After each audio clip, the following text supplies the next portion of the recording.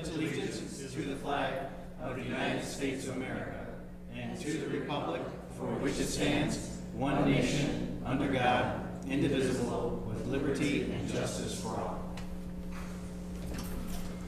All right, everybody, welcome. Kathy, if you can do a roll call for us. I certainly can. Present. Present. Here. Here. Here. Here. Here. All right, I see Pastor Bill Carroll's in the house. Going to open us up in prayer, please. Dear God, we ask for your Holy Spirit to sit in this place, Lord, in wisdom and truth, Lord. I would take our responsibility very seriously to represent, Lord, and do the right things that, Lord, will protect your people, Lord, and empower your people. And Lord, we thank you for this city. We ask your blessing upon this city. I ask your blessing upon each one of these people here, Lord, that represent this city. Make this a place where you are known, a place where people see you in the faces of the people that call this their home. We thank you for Lockport. In your name, amen. Amen. Amen. Thank you. All right, my friends. So it's not too big of an agenda tonight. One thing that I think I'd like to see if we could bring up on the next council meeting is we're going to need to start talking about the whole recreational marijuana topic. So I'm going to ask that we put it on the agenda for next time so we can start having that discussion. So as we finish off this gaming one, we can pick that one up. So anybody have anything for liaison reports? Just an update. We are now asking for residents. Thank you. Asking residents to submit their homes for the Halloween and fall decorations, because that's our next recognitions awards that we'll be giving out. So hopefully everyone will take the time to dress up their place and submit their homes, because we love seeing how everyone decorates, especially for fall and Halloween. Okay? Thank you. Very good. Thanks, Joanne. Anybody else? We got. And then I just have 2 updates for Lockport Love. Right now, Lockport Love is taking nominations for families in need. They have until about the middle of October to turn those in. They need to be nominated by someone else. And then also something kind of new and exciting that they're doing this year to raise some funds. This was Jody's idea from the police station. They are sponsoring It's a Wonderful Life December 8th at 2 p.m. and 5:30 p.m. at the Roxy.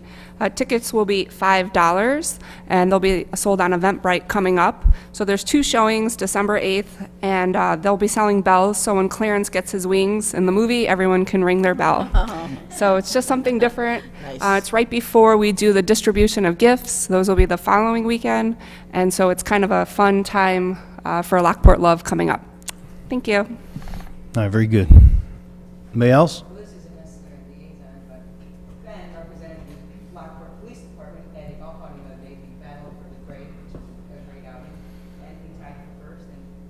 Nice, Ben. Yeah.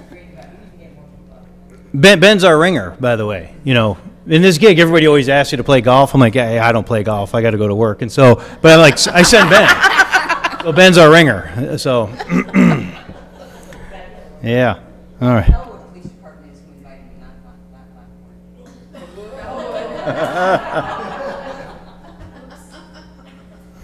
All right, my friends, anything else? Okay. Why don't we jump into it? So we got CA1, Interstate 355 Bridge Enhancement Concepts. Yes, thank you, Mayor, members of the council. Interstate 355 Bridge Enhancement Concepts. So we had budgeted and worked with Hitchcock Design Group to work on some designs for the what we call the Lockport Gateway, which is at I-355 and 159th. Not to be confused with our small monument signs on 159th, but the actual bridge overpasses. And I know, hey, there he is. I know Lance Deese is going to go through a nice presentation for you on some of the results that we've been working on.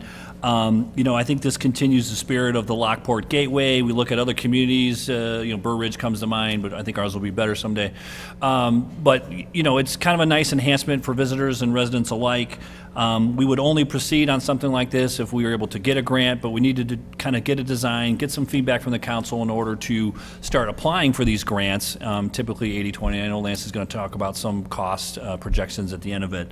But with that, I think I'll just turn it over to Lance and let him kind of go through his presentation, and we can get your feedback and finally kind of formalize a design that we can go to grant for. Thank you. I know that I heard one alderman already tonight say they're hoping to get out by 8, so I will roll through this this presentation, but I wanted to update everybody on kind of the process that we've gone through, as well as some of the results that we've had. Everything's on the screen, so hopefully everybody can see it. The opportunity is really, you may have, oh. Yeah, we do, so, yeah. Just come on over here if you guys are. Turn the power on. Or you can join us in the audience with the big TV.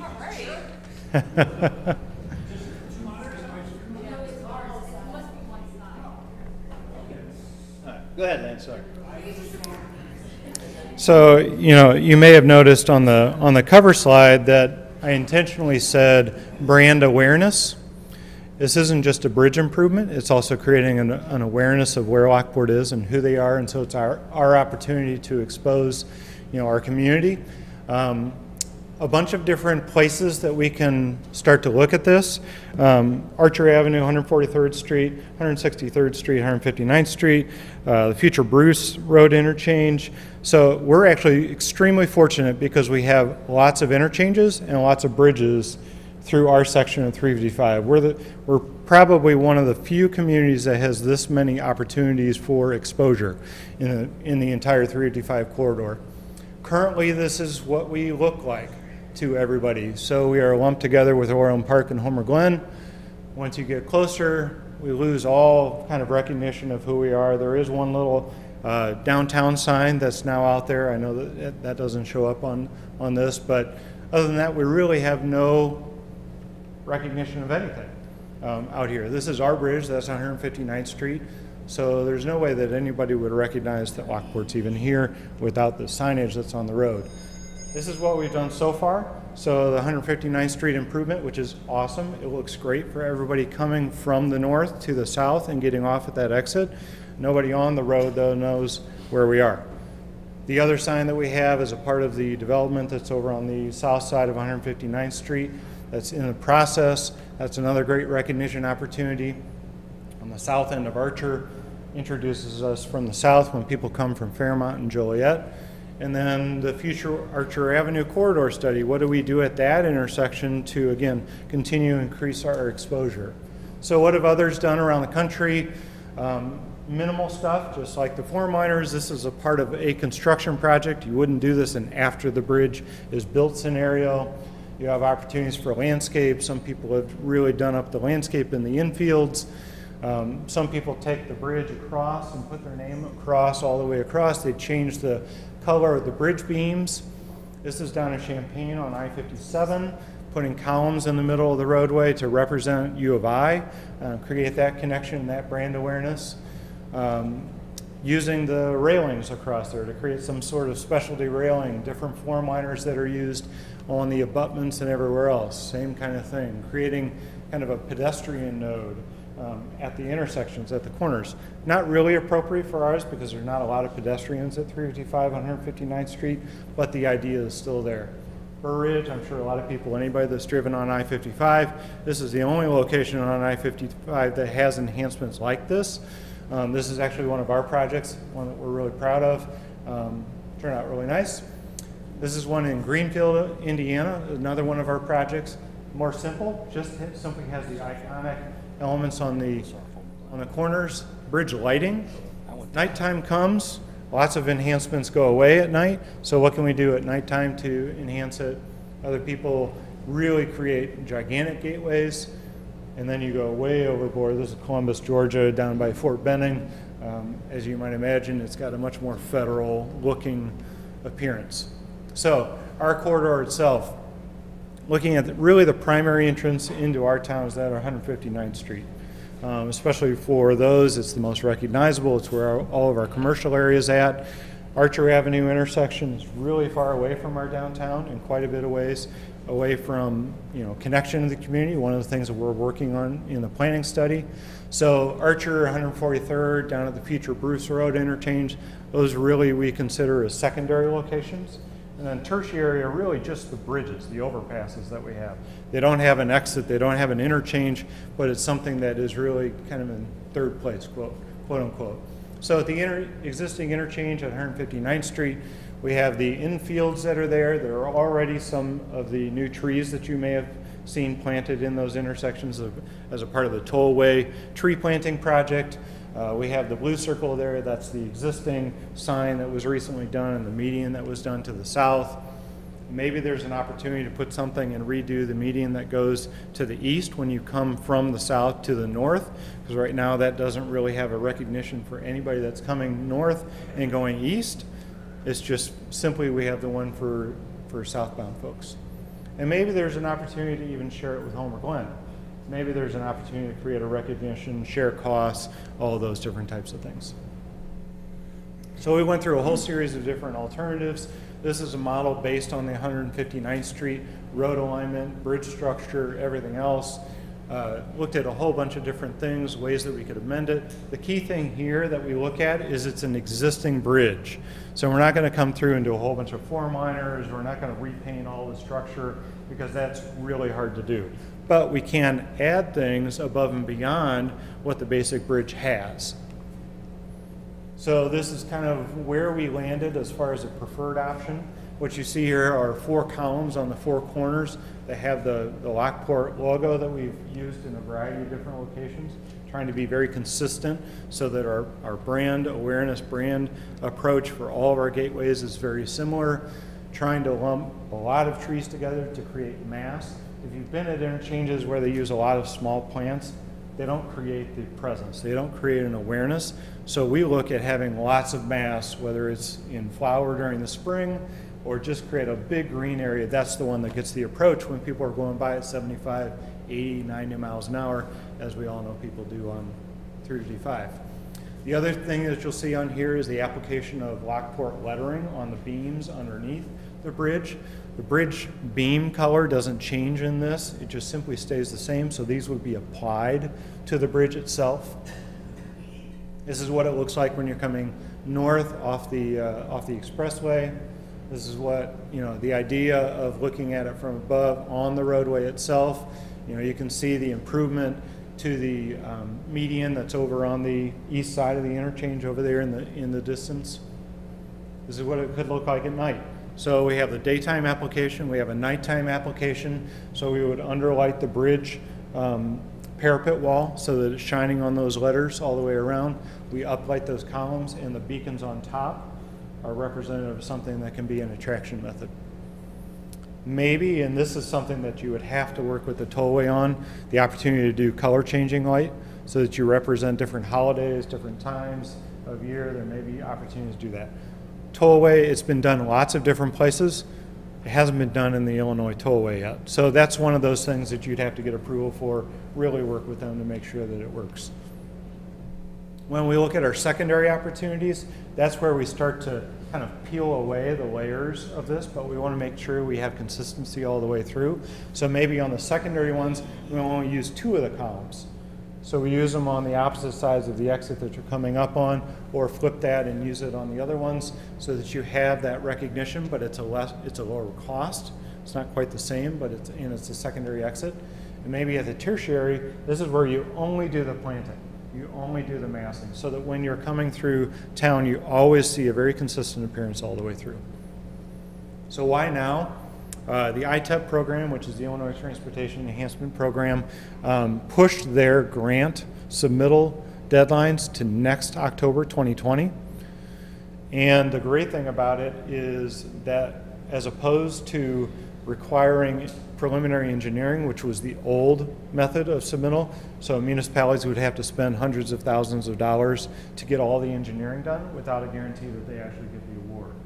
So this opportunity is you can submit conceptual drawings just like this presentation for the grant process, and then you compete basically on evaluation. You put out all the positives and all the things that we can do with this improvement, and you can get an 80-20% match on all the improvements except for the lighting.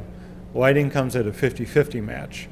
And they do that because it's not always required as a part of it, because most times it's aesthetic in nature. So total project cost, and this is obviously budgeting numbers at this point, but looking at about $890,000. Out of that, $250,000 is the lighting. As you might imagine, getting lighting under a bridge parapet wall is a little bit challenging. So that takes a lot of coordination, and it's a higher cost. Everything else is roughly $650,000. That includes the design fees, that includes contingencies on top of just the basic construction elements. So the breakout, as far as what would be, federal responsibility versus the city responsibility for all of the kind of hard construction, we're looking at $520,000 for the grant program and $130,000 for the city contribution to that. The lighting then would be $125,000 for the grant program, $125,000 for the city match on that. So a total of $225,000 for the entire improvement at 159th Street. So Lance, that, like you said, that's just for the 159th Street interchange? That was just for the one overpass. This was kind of the design that, Steve and I kind of blended a few things that Lance had come up with. I mean, certainly we welcome your feedback and ideas. I mean, even as I look at this, I wonder, should we include, I call them Lockport iliums at the bottom of those trees, or, a roll of bark with the kind of, I call it the iconic Lockport flower, the ilium. It's a purple bulb flower that would be really kind of amazing. And, some debate about the Lockport lettering being a little tighter, or the letters being bigger, or maybe they're more script to match the big owl. I mean, I don't know. I mean, certainly anybody's other ideas. Yeah, Marketing looking this over, I really like the plans. In terms of the script lettering over the road itself, they could be a little closer together. I think they're just a bit too far spaced out. I know we're trying to go probably from end to end, but they could be a little bit close together. Yeah. The one thing that I wouldn't mind seeing is because of the Annam Canal, and a lot of the buildings in the city are built with limestone, and so I saw one of the photos that had randomly placed limestone blocks, and if outcroppings? So if that was randomly placed up the hills at the main intersection, 159th, that would tie into the effect of the limestone buildings downtown. Yeah. And that was something that we did very similar over at Burr Ridge. Sure. As well, we had kind of the walls that kind of cascaded up the infield. Right, and this wouldn't be like proper walls, but just randomly placed pieces of limestone. Everything else, I think, looks pretty nice. So let me ask you a question about the ITEP grant approval. So if we go ahead and submit designs like this for an ITEP grant, and we get awarded it, then how much time do we have to implement it? Like, for instance, I'm guessing we're not going to put $150,000 aside in hopes that we get it. We would budget in a future, like a 2021 or something that. So how much time do we have? Is it like a year? How long do you have? I can't remember. 5 years, isn't it? Yeah, it's much longer. So if you get awarded, we have some time to put the budget money together. Especially with the new rules, and knowing that not a lot of people are going to have their preliminary engineering done. Yeah. As you all know from your road design and everything else, that process by itself is 6 to 8 months. And so they're going to incorporate that into the timeline and make sure that the grant usage of the funds will be allowable within that time. I like the idea of having color, with the bushes and so forth. It kind of just dresses it up very nicely. Yeah. So if we could keep that in mind, that's really nice. Yeah. I would think I like everything about it.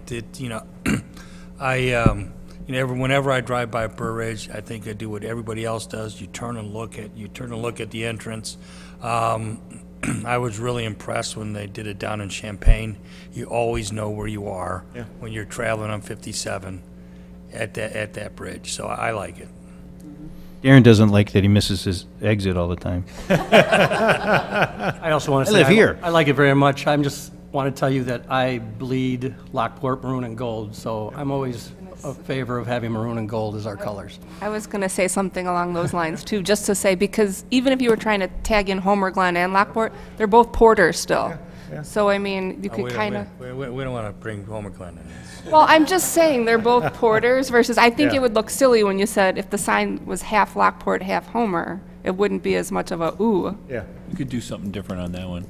Again, what we tried to emulate is, the city council, I don't know, was it about 2-3 years ago, where we approved the citywide gateway plan, and we all went with the green and the kind of the Main Street green and the L logo and everything, so that's kind of where this came from. Certainly, you could decide anything, and I totally agree with the letters. I use the same language, that they look too far apart, so we could certainly work on some additional renditions and come back. And I think the good news is if you start submitting with ITEP, there's an opportunity to refine as we get closer. We would know based on conversations with them if we were going to be kind of favorable or not. We'd be able to refine the budget. Bids could be more favorable, and the actual amount that you need to put in 2021 for construction may be only $200,000 total. Does this it include depends. a irrigation system? Not in those customers, are they? Our goal would be at a place like this that we wouldn't use a lot of plant material that would require it. Because the other component to any improvements that a municipality does in an interchange is they are on the hook for maintenance. And so, Burr Ridge, when you drive past that, they're on the hook for maintaining all of those more ornamental landscapes that they have. And that's why you really just see masses of trees as opposed to a lot of very fine looking landscape material. All right, anybody else? This, Just want to say it's great. Great idea. all right, great. I mean, we've gotten a number of projects over the years because we were prepared with these kind of things when we submitted to ITEP, so it's good. I'm glad we moved forward on that. So thank you, Lance. Yeah, Nice Thank work. you. Appreciate it.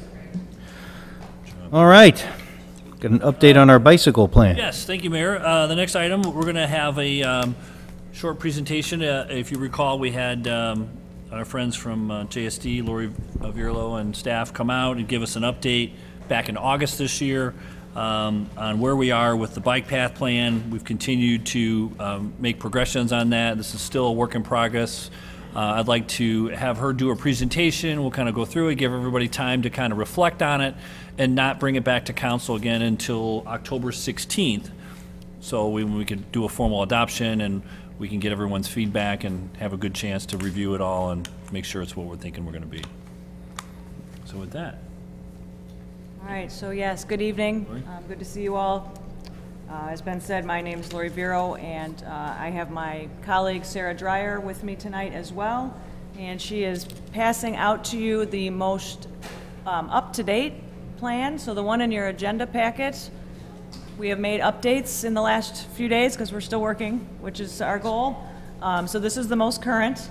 And what we're going to do this evening is give you some brief highlights of each chapter.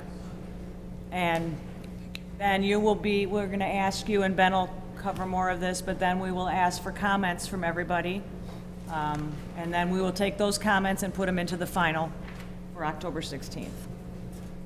So the bicycle master plan, as I said, we're going to go through the 6 chapters that you see: introduction, existing conditions, the planning process, vision and goals, recommendation, and implementation. So we wanted to start by, I know last time I was here, we did go over the public process, but did want to recap what we've done over the last year. So on the far left, and it's been almost exactly a year, wherever Sarah went. Oh, you're behind me. Thank you. It's been almost exactly a year since we started. So the blue circles, we had a kickoff meeting. We had already talked about the bicycle tour. We reviewed your old plan, and that was part of data collection analysis. Moved on in the winter with initial community input. And you can see in the red circles the community engagement, the survey, et cetera. And then by the spring, we prepared the preliminary plan document and reviewed that internally with Ben and his staff. And now we are in, as you see, fall 2019, the final plan document preparation and the city council presentation. And then our goal is to have plan adoption by November. Looks like we're going though for October 16th, which is great. So chapter 1 is introduction. And in the introduction, we cover the history of the city of Lockport. We also give you some background of the plan, demographics of the community, which is all what we take into consideration while we're making our recommendations, and even the benefits of bicycling. So a lot of the, I shouldn't say a lot, a majority, maybe half of the elements that were in the original plan from 2003, we did pull over the information, because as I mentioned, I think at the last meeting, a lot of it is very solid information. We brought it, but now we're bringing it up current. And so one of those things that we're trying to study with bicycle master plans are the benefits of bicycling. A lot of them we know, but it's always good, especially if you're going for grants, to have this listed. So health and well-being is one of your benefits. Economic benefits of having bike trails, making your city more livable and welcoming for people to move here. Environmental, obviously with emissions, reduced emissions, as well as you can even incorporate some stormwater improvements with bike trails. And then equity, which I don't know if everyone considers equity as part of bike trail planning. It's a high cost to drive. So for your low-income families, the high cost of driving to your job can be mitigated by providing bike trails. So if you can have access to get to your job, now we've provided something for everybody to be able to get around. So even equity comes into bike trail planning. So chapter 2 is the existing conditions chapter. And in here we reviewed the past planning efforts. That includes what's called Will Connects 2040. I'm sure you're familiar with it. The Will County Bikeway Plan from 2016, as well as the original City of Lockport 2003 plan. We reviewed those. We also reviewed existing bikeways, and this is kind of exciting. The blue chart on the top right, that was from your original 2003 plan. Those were proposed, and if you look at the status on the far right, you've completed 4 of the 5. So pretty great, in the last 16 years, 4 of the 5 have been completed. The one left are bike trail signs, which is pretty straightforward, and we're going to propose that again. And then the second, the green box, are existing bikeways in Will County. And this is something else that we reviewed. Those are, and you can see the status if they're complete or planned, but those are trails throughout Will County. And our goal then for the City of Lockport would be, how do we get connected to those? Because the further we keep connecting, you can even see one of them's 25 miles, the I&M Canal, which we can get to easier here, but the Glacial Trail, Old Plank, how can we eventually connect to all these bike trails? Just a side note, the Veterans Memorial Trail, we have money budgeted for next year, and from what we're hearing from CMAP that they are going to get that award and begin construction, so everything will be at least underway. And then we reviewed existing street and trail data, and some of this is starting to get technical, but we look at road functional classification, and what that is whether it's an arterial road or collector. We look at minor arterial, major arterial, and then we even look at average daily traffic. That definitely needs to be taken into consideration, how busy a road is, how fast, what the speed limit is, and we consider that as well. And then the last thing that we studied are what we consider opportunities and constraints, like looking at your community overall. And some of the opportunities, many of your local streets actually have the ability to have a shared bicycle lane. And as development continues in Lockport, you definitely have an opportunity to talk to developers about including bike trails or at least wider sidewalks to keep continuing to connect the entire community. Some of your constraints, we all know topography can be a challenge, and some of the street crossings, especially when you get to State Street, some of that is a little challenging just to get from east to west. So for Chapter 3, we covered this the most last month, but Chapter 3 goes through the public process. As you know, we did community engagement, survey, as well as the open house. And what we're showing you here are some graphic highlights of what's included in the master plan from our key findings from the community feedback. So the one graphic on the left is showing you the top 10 destinations that your residents want to get to. And we rank them from 1 to 10 based on what we heard. You can also see that 58% of your residents do not want to ride close to cars, moving cars, which is challenging, but it's something that we need to take into consideration while we're planning. The positive side, 52% of your riders are enthused and confident. That means, we even talked to some that, to me, I think the topography is a challenge. They were like, nah, it's nothing. They're fine with it. So you have an enthused and confident group. They want bike trails. They want a bike. So that's good to hear. And then on the far right, those are some recommendations that we're showing just graphically. And we've already talked about this, more signage. Really, they need signage, where the trails are, where can I get to, and then some type of app where they can download where the trails are and how do I access them.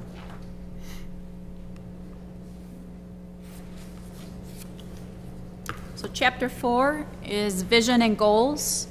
And the vision, which was also in the 2003 master plan, has not changed. And that is to enhance the quality of life for the people in Lockport and make it a pedestrian-friendly city by creating safe and enjoyable paths where people have the opportunity to bike or walk to a variety of locations for work or leisure. And that really is still applicable today. And that's kind of the vision and goal that we want to attain to. So we heard throughout the planning process and throughout everything we've reviewed, we've kind of had some key themes, and those are connectivity, awareness, and safety. And from those 3 themes, we've developed 6 goals, and you can read those more in depth in the plan, but I'm going to highlight the 6 goals quickly. Connectivity to community features, and that's those top 10 destinations. Identify the bike routes, where are they exactly? An east-west connection to the I&M Canal. That was a top 10 destination, and people really want to be able to get there. To strengthen green space connections, you have wonderful preserves all around Will County, and people really want to see how we can get to those to get from one to the other via bike. To enhance the bicycling experience. What does that really look like? Is it easy to hop on a trail from my house to use a path or a trail? And then increase awareness and acceptance of biking. So we really want to make the community aware of opportunities to bike, that there are going to be a lot of people biking, and just how does that interact with people using cars, and what does that look like? So from those 6 goals, we've created some strategies. We've broken them into 2 different categories. Network and facilities, and policies and programs. And we're going to highlight a few of those, but they do go more in depth within the plan. So for network and facilities, create a network of bicycle paths and signage. And that includes, the trail, the intersection crossings, how do we get across on the trails, and the signage. So the entire network of the bicycle plan. To create safe crossings. We really want to see anywhere we're proposing a trail, what does that intersection look like? How do I cross this street with my family, with myself, and do intersection improvements need to be made. To construct key sidewalk gaps, and this we'll look at a little bit later, but within town, how do we connect and make a good network of sidewalk gaps to fill in, how can we walk well within our community? To create a bicycle advisory committee, and this would be comprised of citizens, any bicycle groups, the Forest Preserve, Park District, to create this committee and then have a point person with the city to really start addressing what's in the master plan. To review the city's capital improvement plan. So you kind of use that side by side with the bicycle plan to see what you're doing within the city and how can we intertwine some of the trails and development within that. And then require provisions for trails. So as we're developing, private, public development, maybe we're putting in a new bridge, can we leave room for a trail for a bicycle to go through? So really looking at how we're developing and leaving the space to make those connections.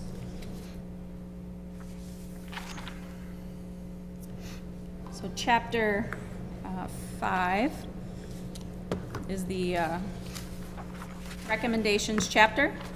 So within this, we're going to look at the actual bicycle network, the network and facilities, and policies and programs.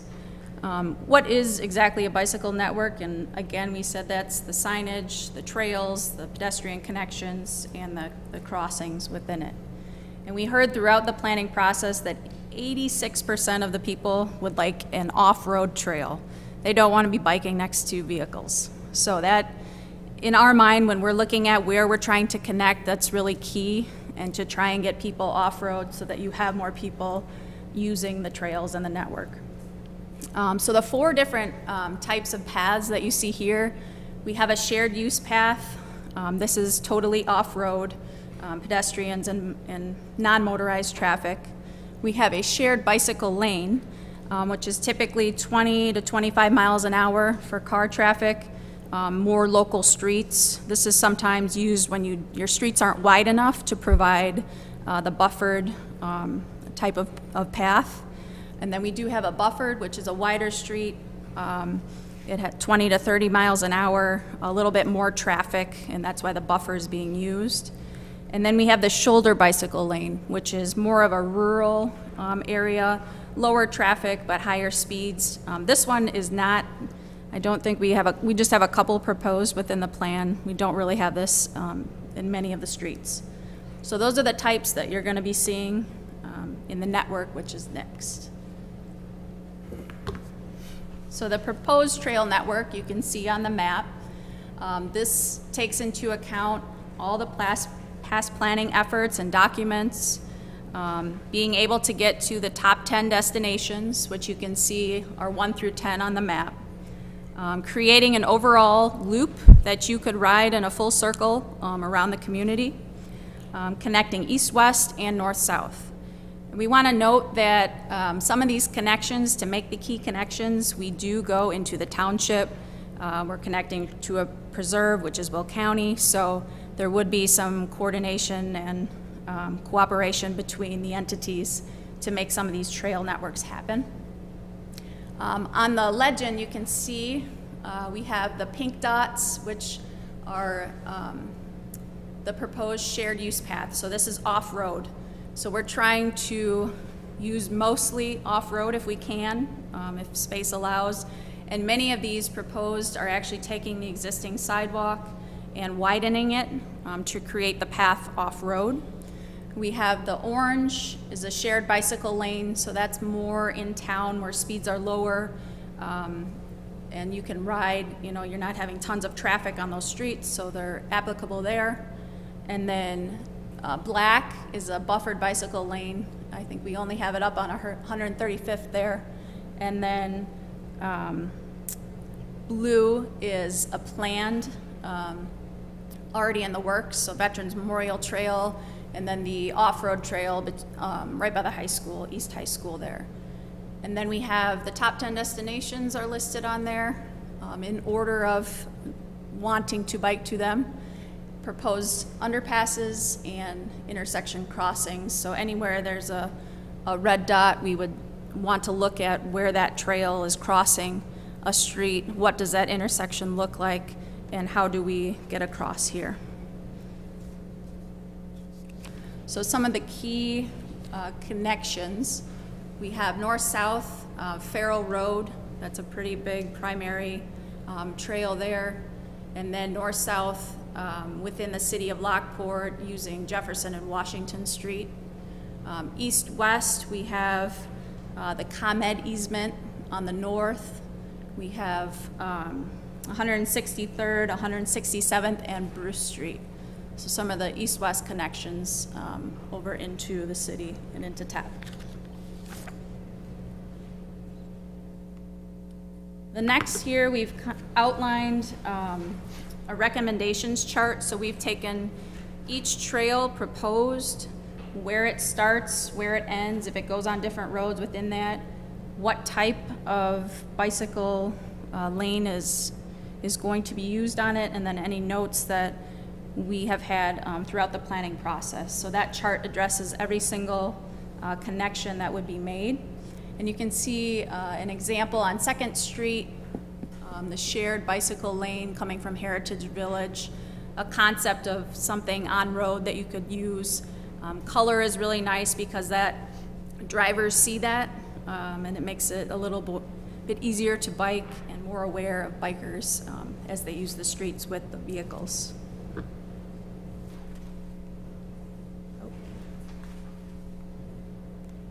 There's no more.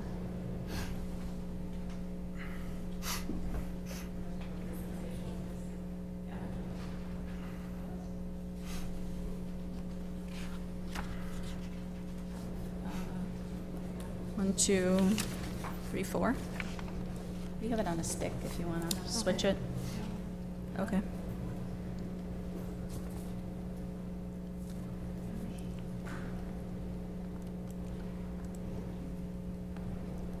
That's really strange.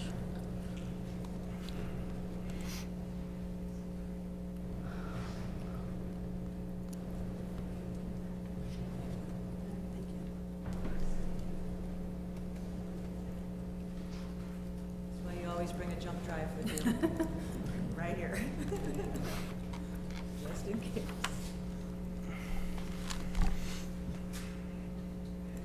I wonder if it's on that second. Hold on, look at the date, or look at the time. Sure it's most.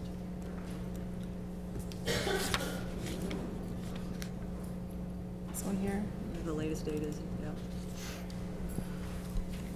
While we're waiting, I'd like to thank the Will County Forest Preserve. Really spent a lot of time with them and with us and sharing their plans with us. And they have plans to try to connect all the way over to 135th, and they're doing grants and everything on their own, which is really going to be nice for our region if they can be as successful as we hope they will be. So. Name something different. That's fine. There it is.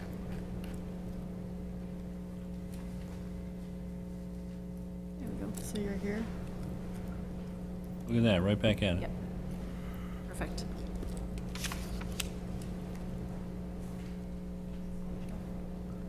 Yeah, it's going. How it went from the beginning.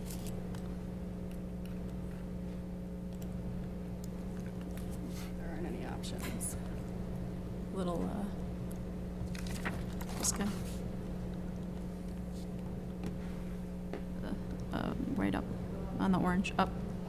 There, yep. All right, we're back.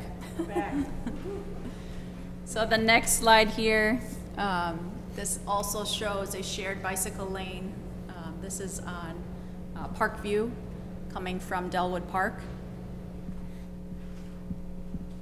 And then this is an example of a shared use path, so totally off-road. This is within the ComEd easement, easy to bike and use, pedestrians and bicycle traffic. Excuse me, will there be any type of lighting on these perhaps off-street sidewalks? It would be a pretty long miles of trail to light. You could have lights at key intersection points or crossings, but usually they're not lit for the length of trail. Okay. The number of lights. You could address that But- when you do construction from time Yeah. to time based on grants and money available. And there's been talk about trying to do solar-powered lighting and along the I&M Canal. We've talked about lighting the bridges from underneath. There's been a few conversations, but right now we don't have plans to light. It could be done if Especially desired. like the sidewalk that they're showing off-street, at night, or, at sundown, it could be pretty dark. Right, So, right. I was just Good point. wondering, Yep. the safety type of, Yep. I do have a question. On the shared use, on 167th between Farrell and Gauger, would it be on the same side as the sidewalk or the opposite side?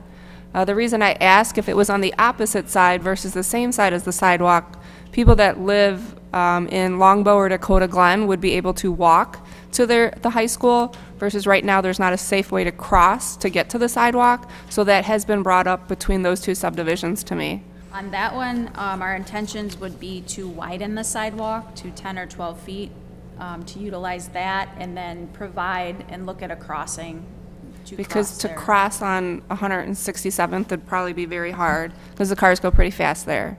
So that has just been brought to my attention. So they have to have bus service, even though they're very close to the high school. Because of the traffic. Because of the traffic. But if it was on the side of Longbow and Dakota Glen where the subdivisions are, then they could be told to feasible. walk. So just an FYI on that. I mean, there might be something to consider. We can add that. I mean, just something there. Of course, I'd also like to comment that it would be nice to be able to exit Thunder Hill and get onto one of these paths. I'm on the in between 167th and Bruce, and so I still will not have access to any of this, which also would eliminate Parkview Estates and then the new subdivision that's going up from having access to any of this. The problem is right there really is no sidewalk. And There's no sidewalk existing now, and so you can't exit. I do know a lot of people drive to get to the, myself included, to get to the trails. Hadley Preserve right down the street, right between Gauger and Maple, so we drive. I know a lot of people, if there was, even from Oak Creek, a lot of families that way, they would take the trails. They bike to other areas. They just can't get to that trail. Because where you're bringing the trail to on a path, there's no entrance to the forest preserve there.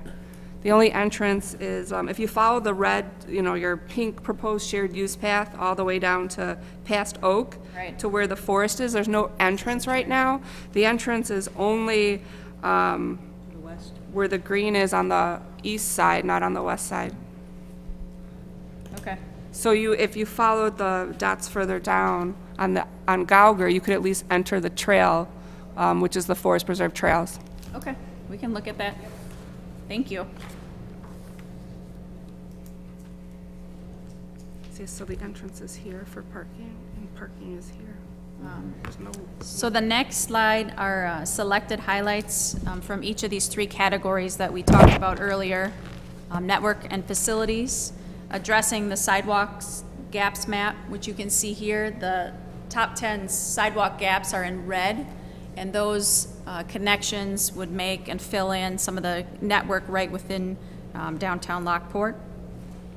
To create the overall system map and make this online, be able to download and print it, or to view it on a phone or an app, or maybe have it printed and available at City Hall or different locations that people can pick up and actually know where the system is, how do I get on the trails, and then create a signage program, whether that's the trail signage, mile markers, signs to key locations, to the top 10 destinations, how to get places. Policies and programs, again, the advisory committee comprising of different groups and having a point person with the city to really keep the plan on track and implement projects within it. And then pedestrian bicycle safety class.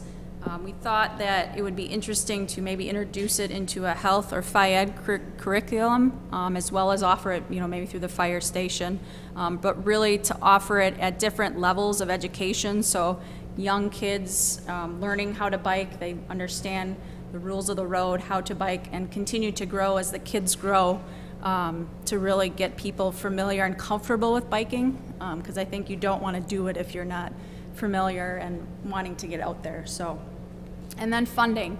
There are a lot of grant opportunities for trail development, bikeway support, and facilities. So pursuing different grants and the cycles that they have. Maybe you bite off one grant one year and another, and keep using these grant opportunities to get the city some extra money that you guys don't have to put forward. So.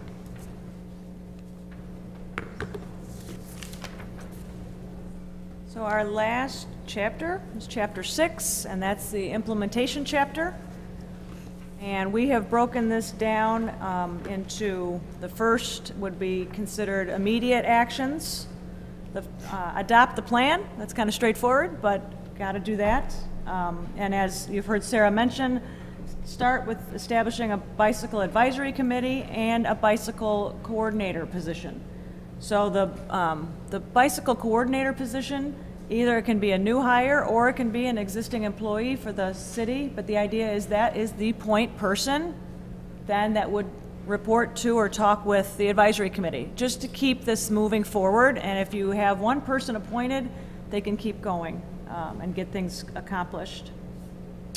provide education opportunities, which Sarah just covered, but that's definitely, these are some immediate actions that should be easy to bite off and get accomplished. And then possibly adopt a complete streets policy, or you can adopt the Will County Bike Plan, and 4 Will County communities have already adopted it: Homer Glen, Shorewood, New Lenox, and Plainfield. And if you bring that as part of the city of Lockport, you know, it helps with collaboration and coordination. And then for the bicycle network, we recommend starting with the top 10 sidewalk gaps would be one of the first priorities, and then establishing funding. So Sarah was talking about there's grant opportunities, start getting it into your CIP plan, and look for opportunities in how we're going to fund these projects. And then this is a snippet on this, you can see on the screen of implementation, but in the entire master plan, we've broken it down into 3 priorities. We have priority 1, which are helping you to complete key linkages and are highly feasible, financed mostly in part by the city. Then priority 2 would be projects that would help you continue those key connections, but you need to complete number 1 before you do 2 to make them feasible. And then priority 3, these are kind of the pie in the sky, big projects that are kind of difficult to target. You might be dependent on private development or Will County's development, but that's your priority 3. And so it takes the chart that Sarah showed earlier with the destinations of the network and breaking that down into priority 1, 2, and 3.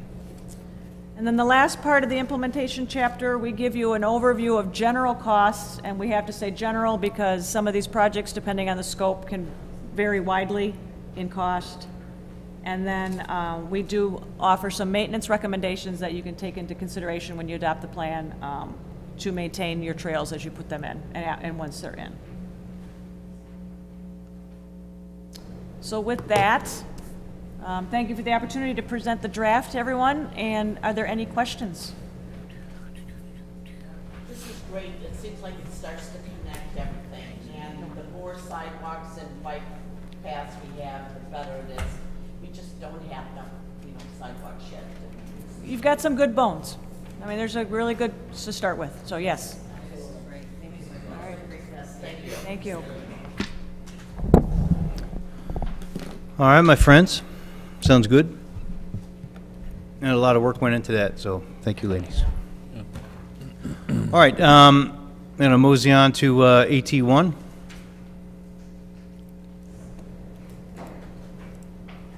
Mayor, members of the City Council, good evening. The item AT1 is an amendment to Chapter 111 of the City Code pertaining to the Liquor Code. Basically, the owner, Mama Nesta, approached city staff regarding his business plan to set up a specialty gift shop next to his restaurant. The gift shop will have food items like pasta, jars of sauces, and other non-food items. He's planning on including items from Sister City, Asiago items. He's working with the Sister City committee members getting those items. So basically, we have what's called a Class H1 liquor license. Currently, there's only 2 liquor license holdees for Class H1, which is labeled currently as a convenience store. And those 2 licensees are CVS and Walgreens. The license H1 holder they're allowed to sell beer and wine, packaged beer and wine, no consumption on site. And the amendment to H1 would be to rename the class, which is now convenience store, to specialty or pharmacy store. It would decrease the floor space for the store to 1,000 because right now the specialty store would be pretty small. Only the pharmacy store would be required to keep the alcohol separate in a separate aisle, which a Walgreens and CVS does. So that would be the change. There's no requirement to increase the number of available classes because right now there's 4 H1 liquor license classes available, and again, only Walgreens and CVS are the other H1 class holders. So if there's any questions, I would be more than happy to entertain them. Sonny, can you Yeah. put the picture back up of Mama Onestes? I'm sorry. Where exactly is this going? It's the storefront to the right. It used to be a photography studio. It's in photography, yeah. My Yep. goodness, and they're putting a specialty Italian? Yes, the Italian stuff. Right in line with Alderman Bartison, yes. So you have to go to Tinley Park or, wherever. Oh, Yep. this is So it would be that whole area, or just? I think just a storefront. I don't think it's the whole area. I'm not quite sure of the exact space, so. You said only 1,000 square feet? Yeah, well, that's a minimum. He wants to make sure okay. that it's. Oh, okay, so it- that was- I the was trying to picture maximum. that. The maximum, under whole that area. class is 4,000. Yeah, it could be Oh, that. okay, that makes So, more sense then. And they're not interested in doing tasting. If you want to taste wine, you should go to the restaurant, taste the wine.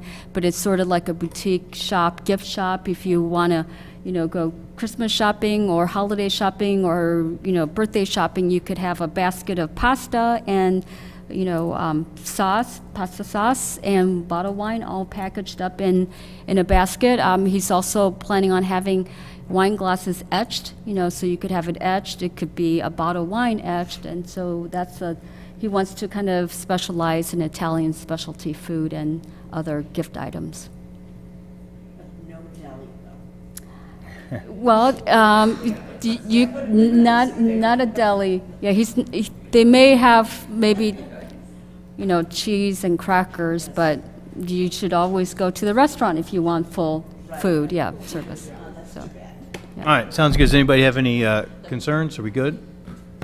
Take and bake pastas. Okay. Is this something we can put on a consent agenda? Yes, Okay. be on consent. All right. And then AT2. Yes, we're at proposed draft 3 of the amendment to Chapter 110 regarding the video gaming terminal licensing and regulation ordinance. So basically, based upon the input from the last committee of the whole meeting, there was a consensus. Generally, one of the consensus was to reinsert the pre-approval for video gaming advertisement, and I think Alderwoman Bergbauer brought that up. That provision was inadvertently left out from draft 1 to draft 2. So in this draft 3, it's in there. It requires that the video gaming advertisement, including the location, size, and lighting, has to be approved by the Video Gaming Commission or the mayor.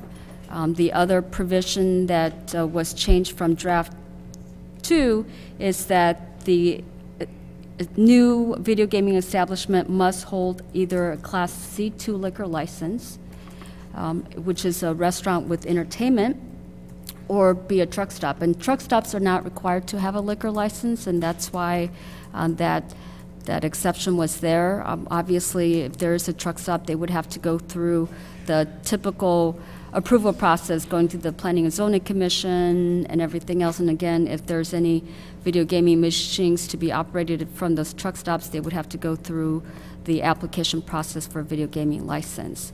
So I think we vetted out a lot of the issues. There was a discussion at the last meeting regarding a financial grant to current establishments to put in the screening or the cost to relocate. But I think because there's a lack of consensus, it was sort of a mixed view, that provision was not added, and that was the only other provision that was not added. But I'm more than happy to entertain any questions or answer any questions. All right, crew. We feel like we have an agreement, finally. I think we've had a good talk about this. I'd like to have one more talk at it. Yeah, please. I'm for most of it. I mean, I think what we were approving with the fees, the gaming commission, I like everything. But I believe we have kind of lost our intent somewhere as we moved around this with ordinance. This thing whole started out with, we didn't like it at Stagecoach, we didn't like it at Anthony's, and then the Mexican restaurant was coming to you for gaming as well.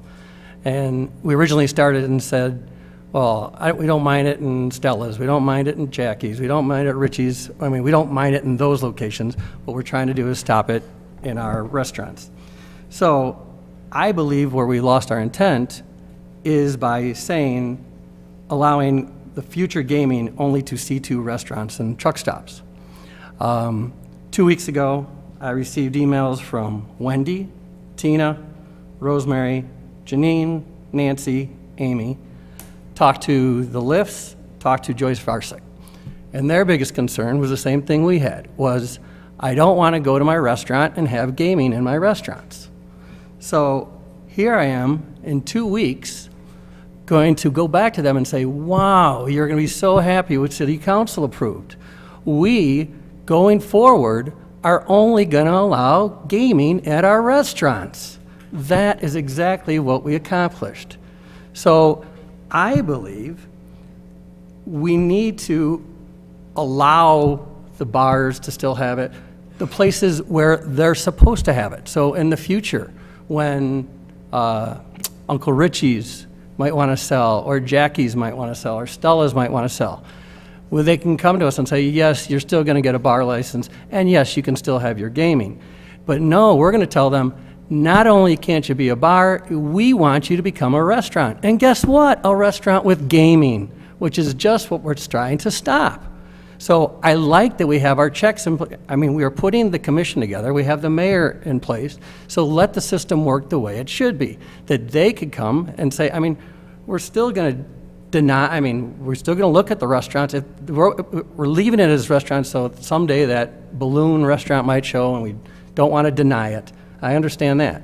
But we're also forcing people who want to come here and want gaming, it's got to be a restaurant, and which is exactly what the people, or at least in my ward, are telling me they don't want.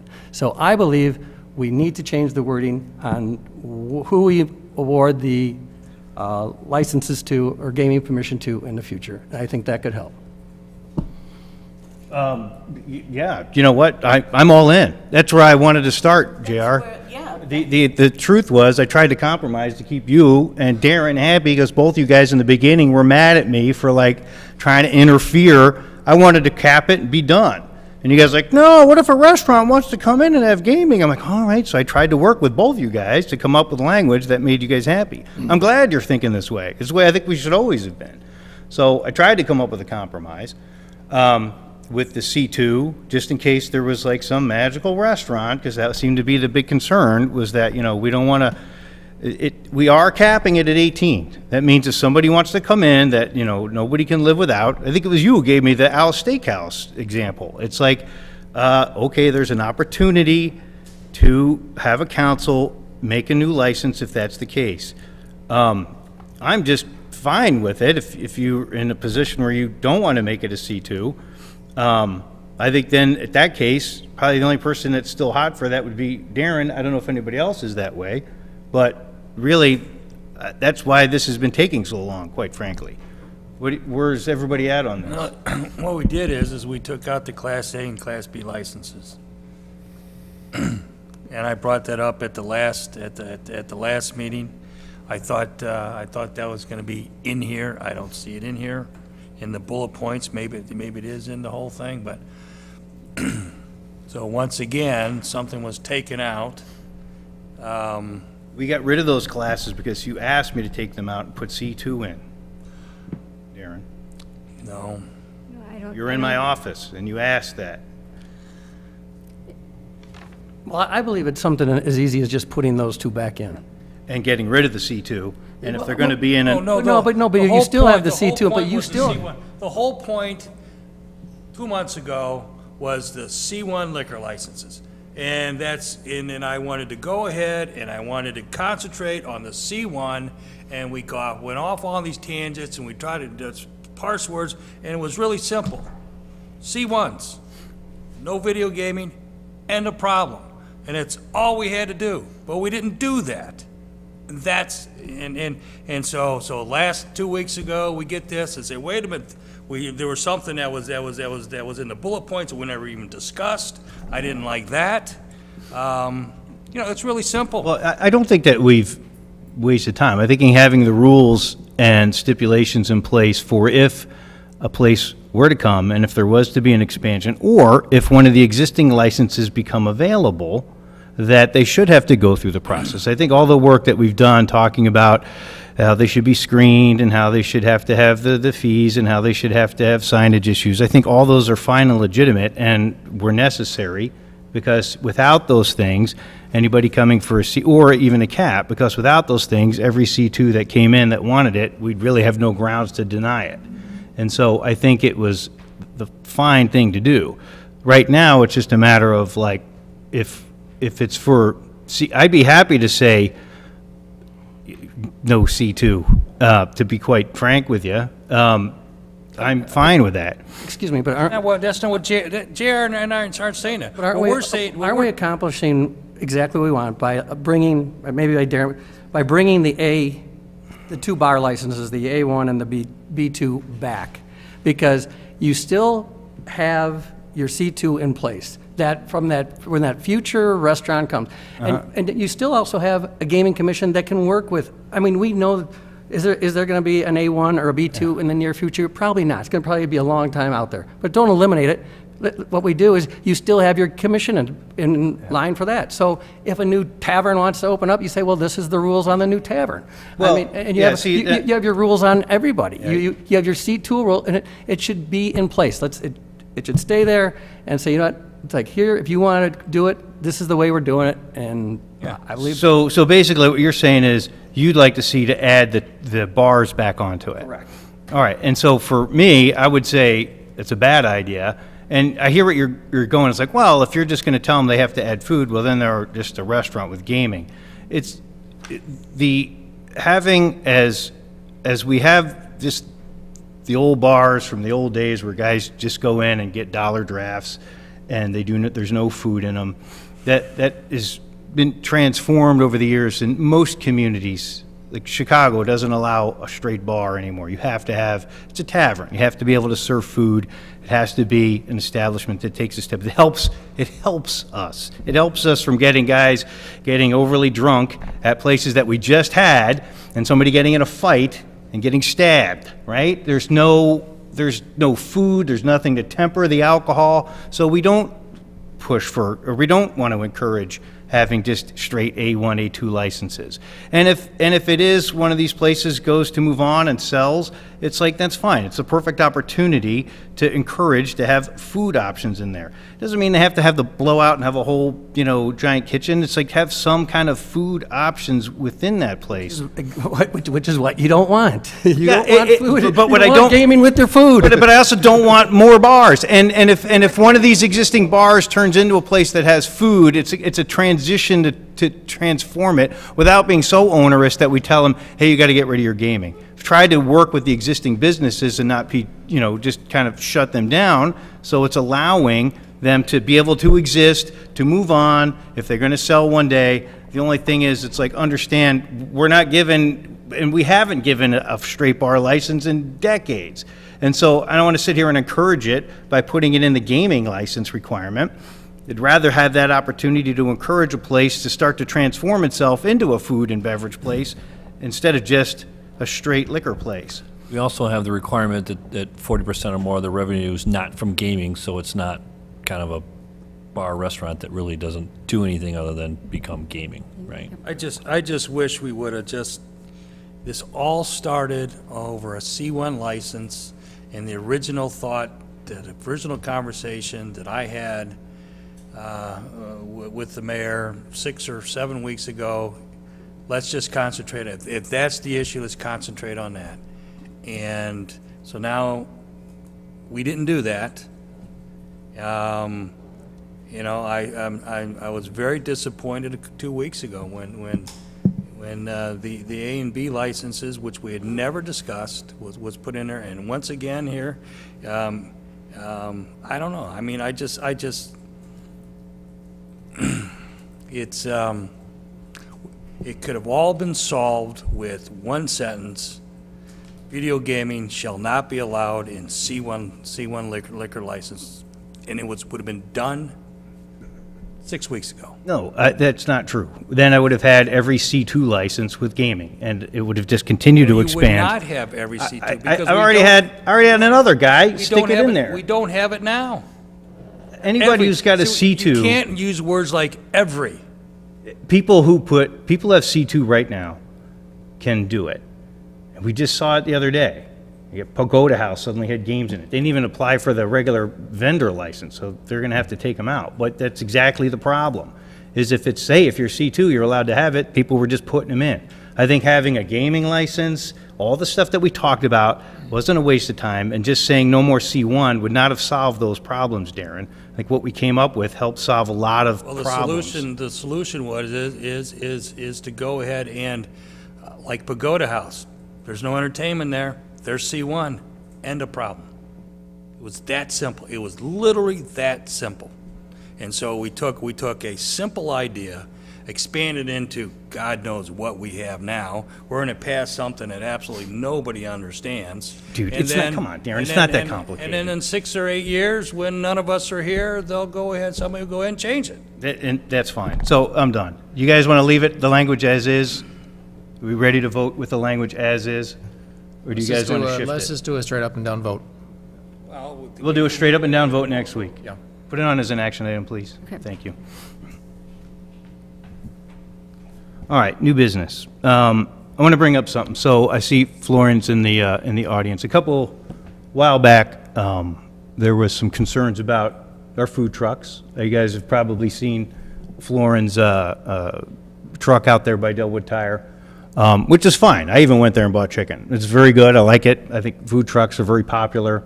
The rub came up with that we have an existing ordinance that says food trucks are only allowed within the city limits if they own a business, a brick and mortar business in town. So I brought Florin in. I had him come over to the office, so we talked a little bit about options, concerns. I believe the spirit of the ordinance when it was written, I don't know how many years ago, certainly predated all of us. I think the spirit of it has always been that there's a fear that food trucks would undermine brick and mortar businesses. People spend money, they spend their capital to build buildings, to rent out spaces, and that if a food truck comes in, does it put those businesses at a disadvantage because their costs are so much higher. I think the fact that his truck was parked next to the old food business at Delwood Tire, which hasn't been rented in a long time and is quite frankly not in good shape, hasn't been taken care of, was a primary example of what the ordinance was about. It's like we're just going to ignore an existing building that's falling apart, property owners not maintaining it, but instead he'll rent his parking lot for a food truck. So I think I understand what the ordinance was. So it's like, I said, well, how is there a way we can make it work? One thing is we have to deal with Larry about his building. That's a separate point, and we will. I think there were some reasons, just as an aside, why it looks like that. He was getting rent for a long time, but the guy never built out, so it was just, I think, a perfect storm of weirdness, which has allowed it to be that way. But that aside, some of the things that I brought up to Florin as a possibility are this. And so I wanted to share it with you guys, get your feedback, your thoughts, and see if it's something we'd like to move forward on. I said, why don't, if we're worried about undermining existing restaurants that have brick and mortar, I said, a lot of restaurants are often closed on Mondays. They just choose to not open on Mondays. I said, perhaps if you moved your food truck business to a Monday, you're not necessarily competing with those other restaurants. He had actually talked about having more food trucks even, instead of just the one. Florin even shared some interest in organizing that. So it could actually be a Monday food truck evening. That's a possibility as well. The other thing was, I said, well, maybe we can do like a 6-month trial, see how it works, see if it negatively impacts anyone, if it's a workable situation. I said, that's fine. I said, the only thing is if we were to move forward on that, we would have to have, it's best to come to council and have the council suspend the current ordinance for that period of time, so he's not breaking any ordinances. So That's kind of where we're at the moment. I'd like to hear your feedback on it. I know Florence here, if you want to hear from him and his viewpoint on food trucks, so. Can you just tell me what he actually makes other than just chicken? Is it just whole Come chicken? on up, or Lauren, what do tell you us make? everything. Sorry. Because I know at the car shows and everything outside, people want more food options, so I don't know if that's what you do, or is it just whole chickens? Sorry. Even comes in uniform. What is the name of the business? Yeah, if you could speak up to the mic. And Thank you. You might excuse my uniform. I indeed come just from a location where I was operating my truck. I came here directly. So your question was what kind of food I'm selling, right? I'll give you the. I do mainly rotisserie chicken. Last weekend I introduced also rotisserie pork ribs. I do whole spare ribs. My main product are rotisserie chicken, and if you as a customer would step up to my truck, you had the choice between a whole chicken for $14, half a chicken for $7, quarter chicken for $4. And many locations I do these days are next to breweries, which do not have their own kitchens, who do not offer any food. And I would say about 30% of my customers purchase chickens from me to enjoy those in the brewery, where they enjoy other beverages. And about 70% is people from those townships, which are at the moment Shanahan and New Lenox, just coming by getting lunch or dinner. Yes, and it's very good. I've gotten chicken from him and all his salads. So yeah, it's good stuff. That actually competes with the restaurants that we have existing, because you're actually buying the whole chicken, it sounds like. Well, how it would impact a regular business is if you have a food truck that has wheels and you sell hamburgers and you park right next to Nicky's. There has to be some kind of limitation on that, and it has to be in certain areas. I don't think that they should be able to park in Walmart. I don't think that they should be limited to their areas. Well, when it comes to a sentence when it comes to competition with existing brick and mortar restaurants and other businesses. I mean, there's one reason why what I'm trying to do is being in a town or city or location just once a week. I think my product is quite special. It's rotisserie chicken, a little different from what most people might know from supermarkets. My personal opinion is my quality is by far better, but I think it's a quite special product. And being there like a restaurant is there every day, they usually have products which are very appealing to people, so they might have the kind of food every day. Not everyone likes having, not even I, and I love chicken, likes having rotisserie chicken every day, right? It's kind of something special. You have it like once a week. Some families have chicken day, right? I'm at the moment trying to introduce Chicken Wednesday in New Lenox. It's quite something special, and I think it's very difficult to run it like a restaurant, especially when we're talking about towns like we have those here in the suburbs, which is where I'm operating. I mean, when you're talking about big cities like Chicago, different story. You can have a restaurant there. There's a large chain called Nando's, maybe you heard about it. They do also a very special kind of rotisserie chicken, a little different from mine. But I think especially for small towns, it's an attractive thing to have food trucks because they might be able to offer a kind of food which is difficult to offer with a restaurant that has to sell it like every day.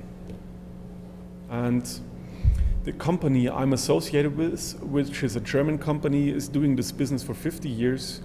And we have the company policy of only going to each town like once a week, not more often, also in order not to compete to restaurants too much. And I mean, every restaurant that has a problem with food truck being there once a week, where I want to go to maybe has some other problems they should look into first. This is also my personal opinion about this. When I travel, there are a lot of places I go to that have food trucks as part of their culture. I go to Austin 2 or 3 times a year, and what I've noticed in Austin is even in the neighborhoods, if there's food trucks, there's more people. And the people are usually also going to other neighborhood establishments. And I've never noticed the food trucks to take away from other neighborhood establishments. I've seen it in Hamburg. I've seen it in Berlin. I've seen it in London. I've seen it in L.A., Dallas.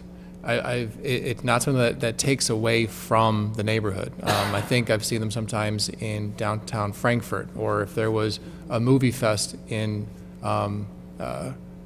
Mokina. It doesn't take away from the other businesses. It actually brings people to that area. And if it's a food truck that's there once a week, it's fine. It doesn't take away or doesn't remove business from an area. And I think you're right. I don't want chicken every night.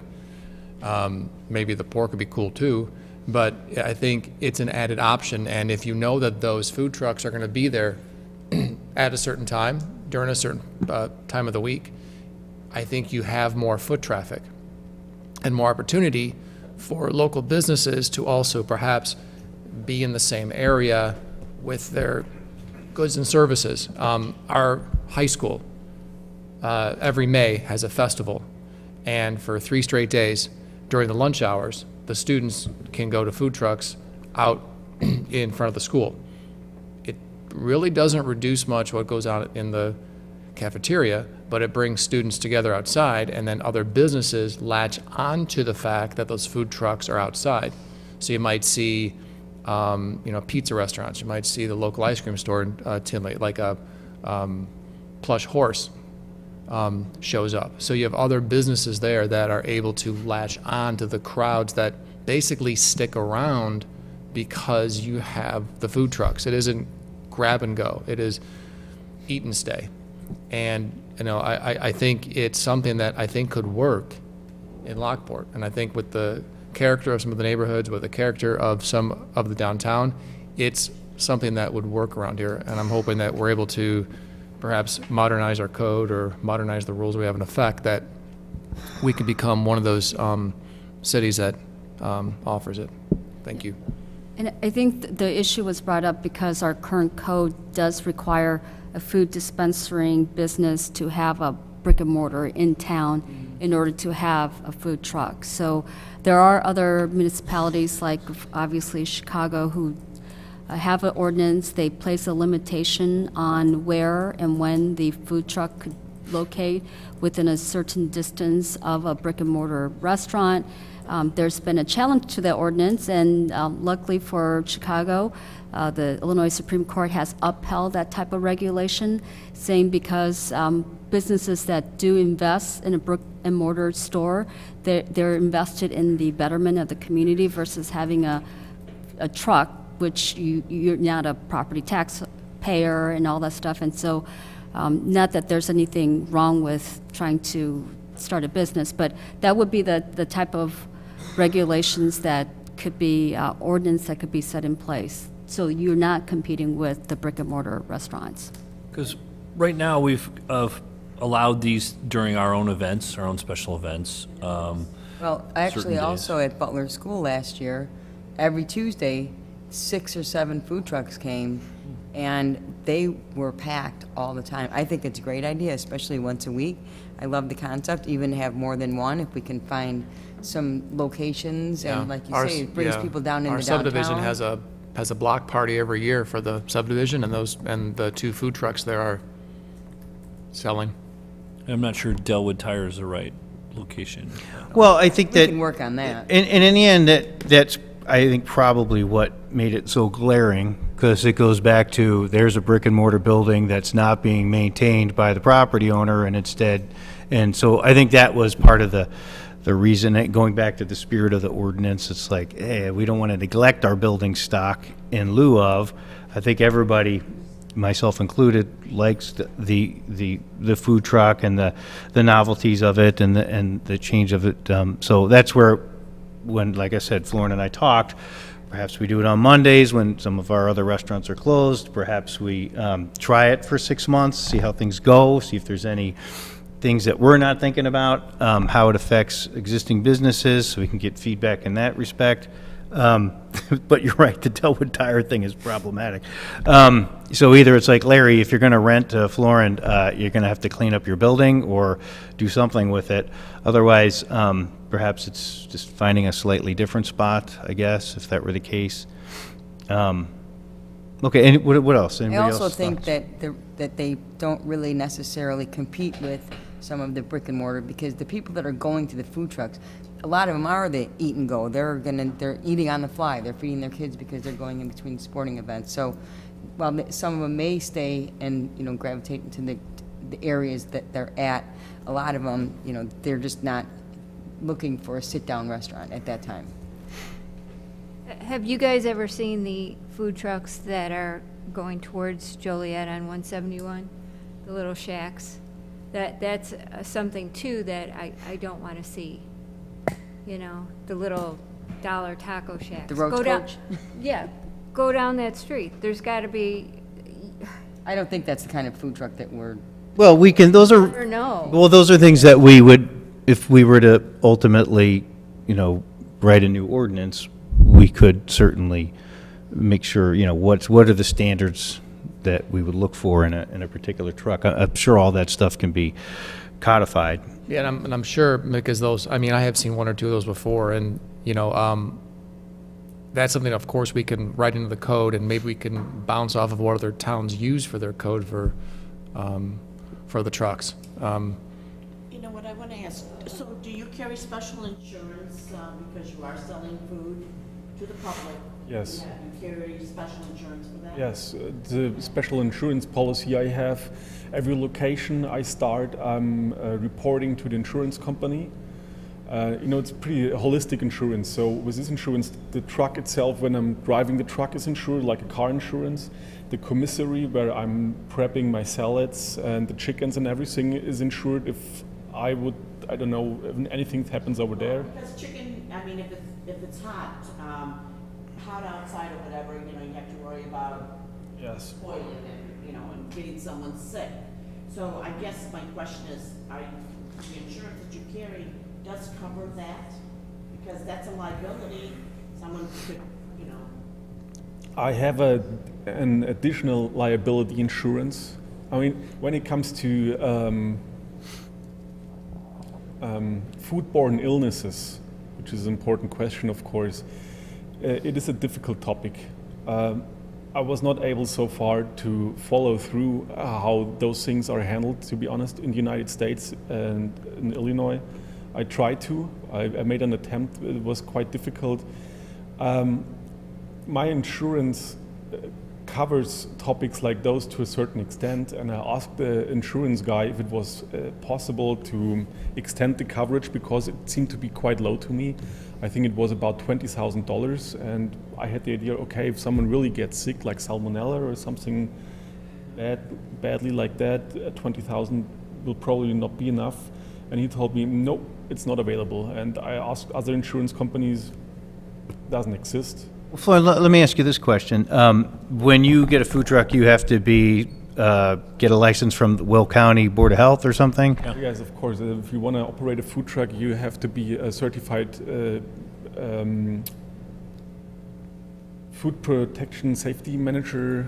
I'm sorry if I do not get it completely right how it's called. It's okay. So basically the answer is there is a government agency that overlooks to make sure that you have the proper cooling, the proper refrigeration, the proper everything else.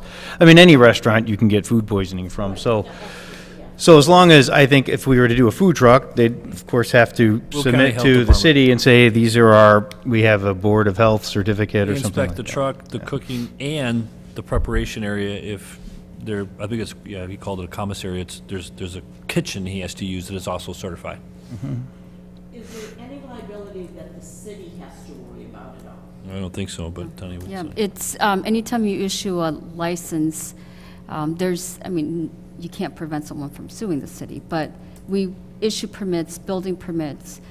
There's a immunity regarding the failure to inspect, and so there's a lot of protection in the city regarding, you know, just because, you know, if there was such a permit, we gave him the permit, doesn't mean that we accept all liability for his operation, just like any other businesses that we issue a permit. My only concern is how do we coordinate this? Is it become a, you know, do we put a moratorium on the ordinance, but yet we still have to have parameters that they need to follow, the location, where's it going to be, the times, who else gets invited, who else isn't invited. I think that's a very slippery slope. And we're coming into winter. I don't know if that's a great time to be standing outside trying to get food trucks. But, Well, that was one thing when Florin and I talked. I said, look, if I were to get a 6-month trial after we talk to council, I said, is that something you want to start now, or do you want to wait until spring? That's really kind of up to you, quite frankly, if you think you'll have better success starting later or sooner. But I've operated a truck in many winters so far, and you know, I mean, actually, I prefer winter over summer because you sweat a little less. Yeah, and that's fine. That's totally. That's okay. That's well, you could also do it. Why 6 months? You know, you could do 9 months. You could do through July 31st. You can choose any. I get it, man. I you want. had to come up with a number, so I came up with 6. I mean, what do you want? So it would be, I would suggest a resolution for temporary suspension of our current code for like once a day for operation, and they would still have to come in, submit an application. Yeah, some control point of going to be where they can location locate. approved by the city, just so that they don't show up on every corner. And I'm sure once social media gets out, some of these other food truck companies might be available on Mondays. We could get an interesting amount of interest.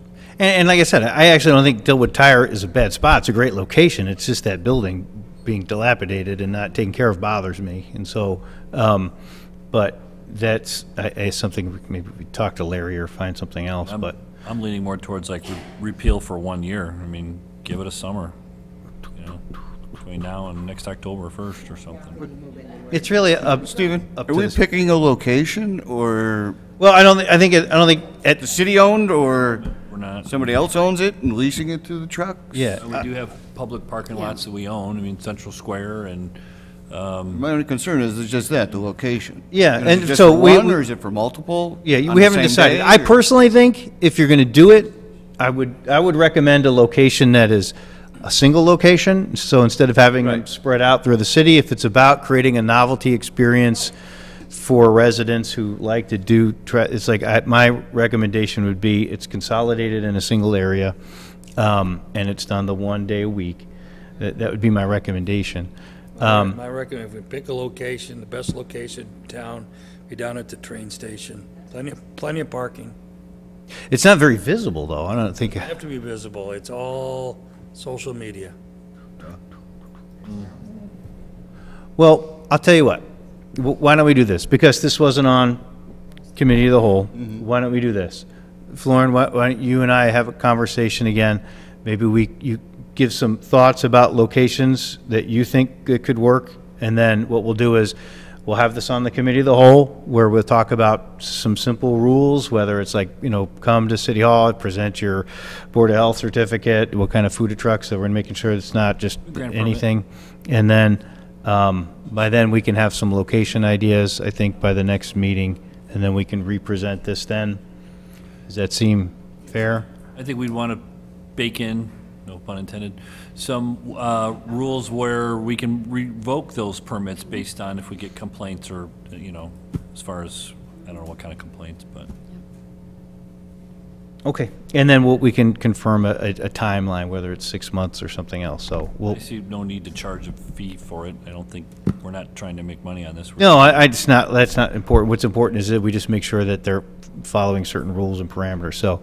What will we have if we pass this or made this, like, say it was the train station, like Darren said, and we said it was Mondays, what would guarantee, like, each person to show up every Monday? Because I know that was another thing. People, you know, if they're planning their meal around Monday, these events being there, how do we have a say in that they all show up? Well, it's actually good. That's actually a fair point. Like, if we're going to do this, then I would say that's part of the rules, right? It's like you're obligated then to be there, because it's like it shouldn't just be willy-nilly. So I think that's fair. That's something, you know, I do not have any problems with obligations like that, because it's my goal to establish a fixed schedule.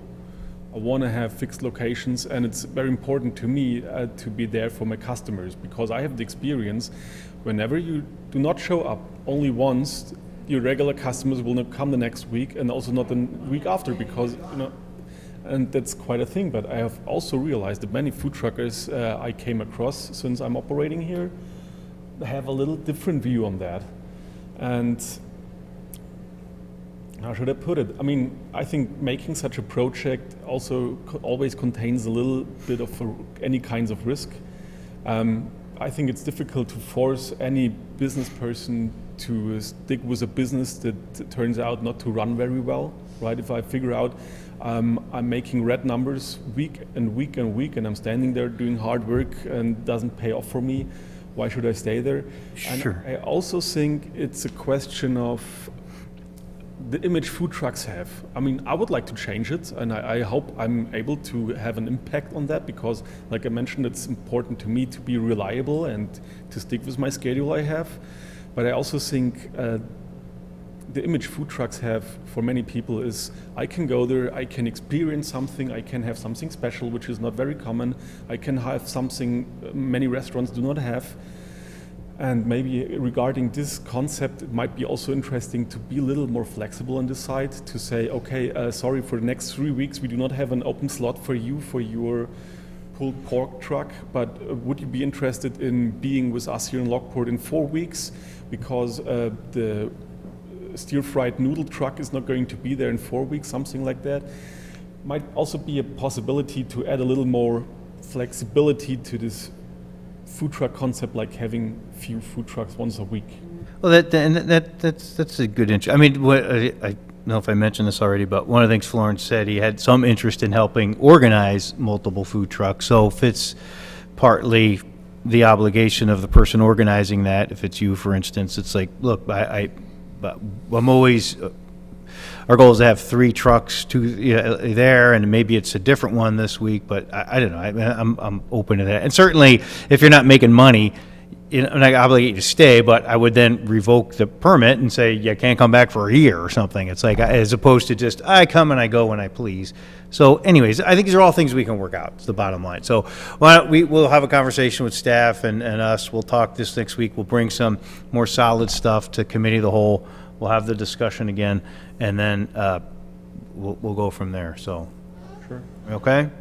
I'd very much appreciate that. Sure, thank you. All right. Thanks, Lauren. You bring us some samples?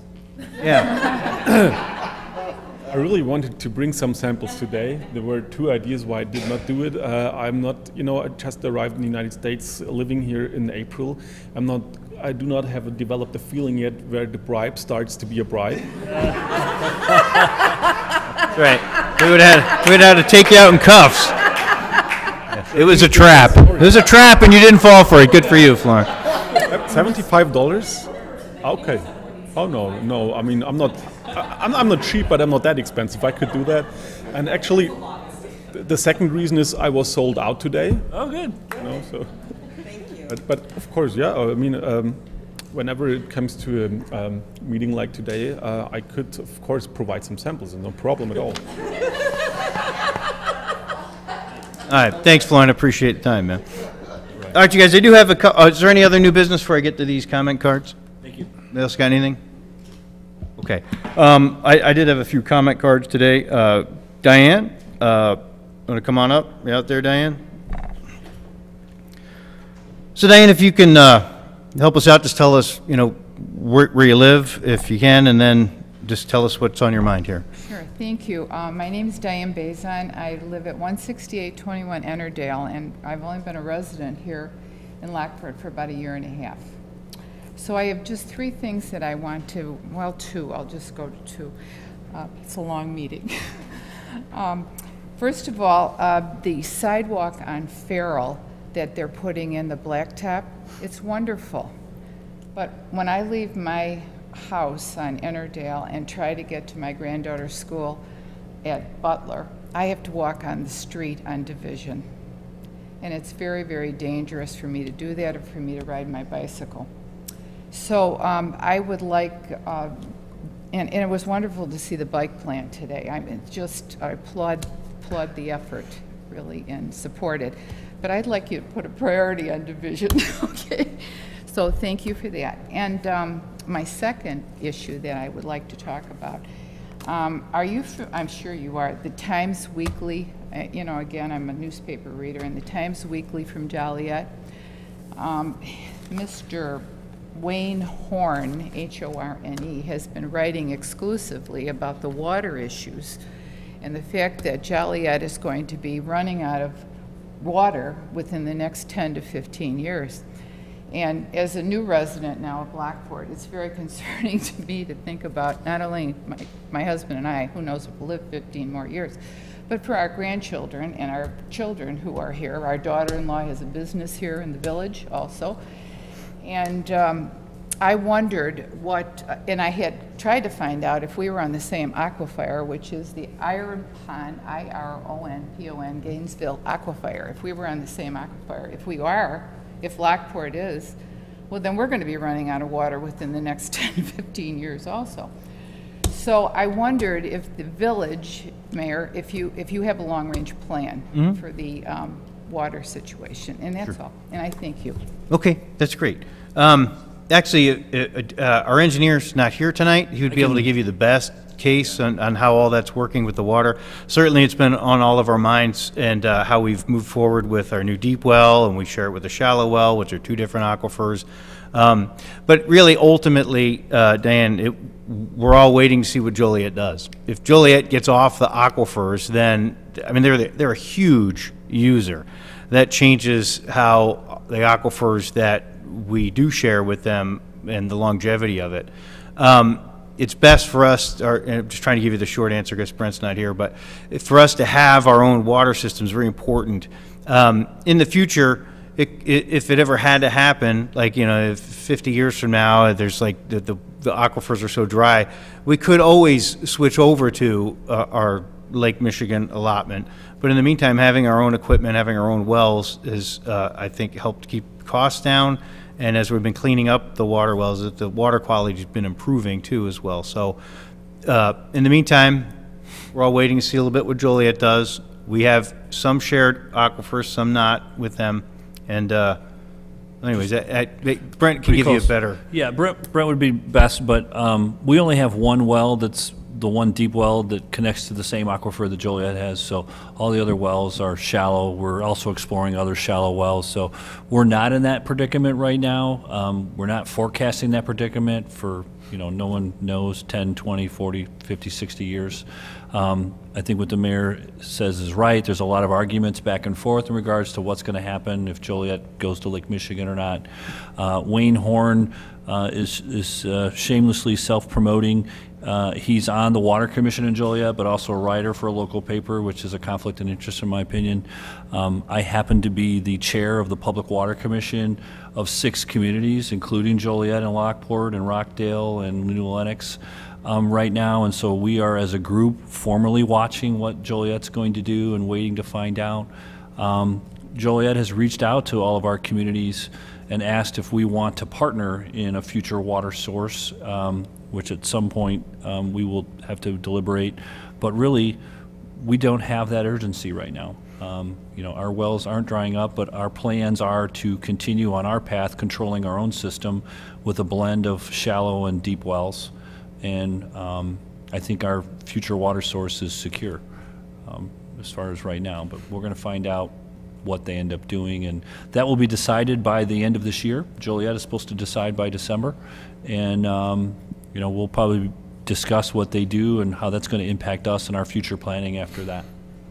Okay. But we do have a capital improvement plan, and we have forecast to add additional wells in Lockport. It's all online. We'll have to add additional sewer treatment facilities someday, and we treat it as an asset just like we do with the roads. There's an entire plan, you know, out for years and years. If you want to send me an email, Diane, I can connect you with Brent too if you want even deeper information. So just stride@lockport.org. So, okay. Susan, what do you got? My name is Susan Schnitker, and I live in the Bonnie Bray subdivision. Thank you for your time to address this today. And many thanks to the water department for the major repair that they just had to make in the neighborhood. There is a need to review the procedure that exists regarding responsibilities for repairs and restoration that follow such work. When my sanitary district excavates for necessary work, when a break occurs, completion of that activity includes replacing whatever streets were damaged in the doing. Restoration has not always happened. The confusion may arise from the fact that our subdivision are not part of the city but fall under the auspices of Lockport Township. That is all well and good, but if the division stops with that, then every time an excavation and repair are completed, it would fall on subdivision residents to call about the job. Surely this has not been the case in the past since the creation of the intergovernmental agreement. When I call about that part of the job done under those auspices, I'm told to call the township to address it. I highly doubt that's a procedure for completing necessary repairs. At this time, I'm requesting that the procedures for repairs be reviewed to ensure that follow-up and completion are done.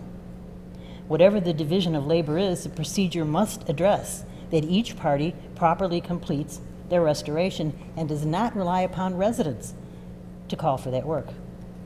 In addition, when calling the water department to address that need, it falls to the water department to do that and not direct residents to do that work for them.